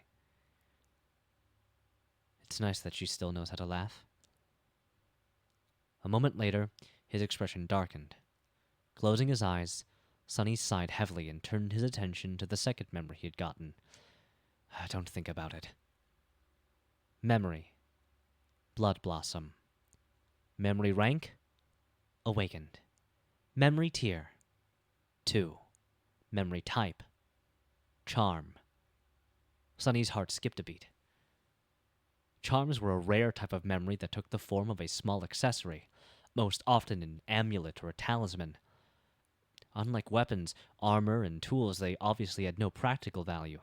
However, charms made up for it by possessing unique and powerful enchantments. Among the Elite Awakened, these were the memories everyone hunted for the most. And now he got one. Please be good, please be good. Memory description. No matter how much blood was spilled, her hunger only grew. Sunny blinked. Creepy. Memory enchantments. Flower of Evil. Enchantment description. This beautiful charm imbues all memories and echoes of its wielder. As Sunny read the description, the runes suddenly changed right before his eyes. After a moment, a new one appeared between them. This beautiful charm imbues all memories, echoes, and shadows of its wielder with an unquenching thirst for blood. They receive an overall enhancement when used against a bleeding foe, and grow more powerful the more their prey bleeds. Not even paying attention to the way the spell changed the runes on the fly, Sunny froze. Aura. It's an aura enchantment. Aura enchantments were an extremely rare thing. Unlike the usual enchantments, they affected not only the wielder, but everything that fit their target criteria in a certain radius. No need to mention how precious such things were. And Sunny didn't just get an aura charm, but also one that provided a comprehensive augmentation to the power of all, his memories, echoes, and shadows, as long as his enemy bled. And the more they bled, the stronger that augmentation would grow. Beautiful. Sunny was so stunned that he accidentally whispered that word out loud. A moment later, he suddenly shuddered and quickly glanced around to make sure that Effie wasn't anywhere near him when he had said it. To his relief, the huntress was on the opposite side of the platform, working on the map of the forgotten shore. Sunny exhaled and furtively wiped the sweat off his forehead. Phew, that was close. Then a wide grin slowly appeared on his face. With a satisfied sigh, he rested his head on the stone and thought, Sorry, Saint. Today you shall remain hungry.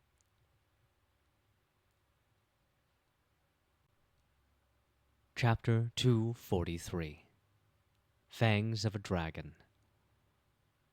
By the middle of their second day of traveling through the labyrinth atop the ancient colossus, an ominous dark line appeared on the horizon. With every minute, it slowly grew closer. Pretty soon, Sunny was able to tell that they were headed toward a vast mountain chain. The mountains seemed to serve as a border between the forgotten shore and the rest of the dream realm. They were tall and jagged, piercing the skies like the fangs of a giant dragon. Their distant peaks were covered in pristine white snow and wrapped in a veil of mist that streamed into the ravines and onto the ridges below. This was the place where the first lord of the castle had disappeared all those years ago, as well as the goal of their own perilous journey. As the stone giant came closer to the mountains, Sunny finally understood just how tall, magnificent, and imposing they were. Even the Colossus himself looked like a tiny ant in front of these towering peaks. It was hard not to feel small and insignificant in their oppressive shadow. Slowly, the terrain of the labyrinth began to rise. The mounds of coral grew smaller. The distance between them increased until there was as much black soil and stone outcroppings visible beneath as there were islands of vivid crimson. Finally, the blades of coral became scarce. It was as though the labyrinth was reluctant to approach the foothills of the misty mountains, or simply unable to. As the gargantuan statue approached the border of the crimson forests, its steps slowed. The Colossus seemed to be struggling to move any further.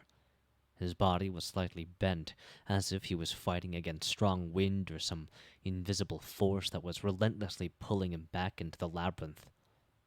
Even his prodigious might was not enough to defeat the pull of the ancient curse. Finally, the giant staggered and stopped. This was the moment they were waiting for.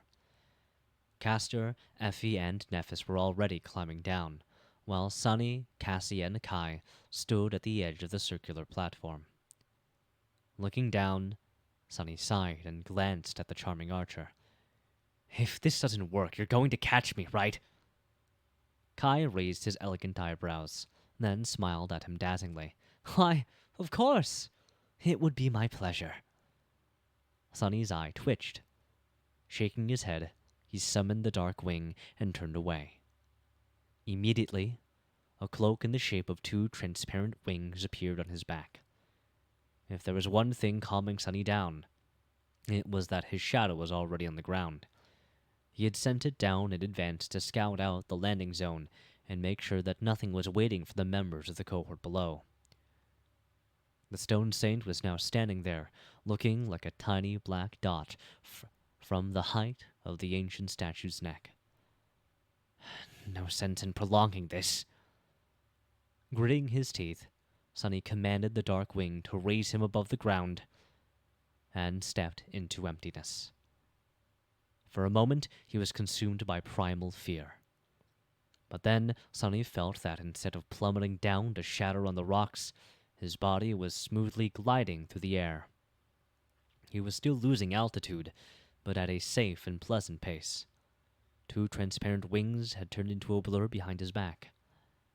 Actually, this feeling was exhilarating. Trying to keep a wide smile from appearing on his face, Sunny reminded himself how brittle his wings were and tried to control the direction of the descent. All it took was a slight shift of his posture and a mental command to the dark wing.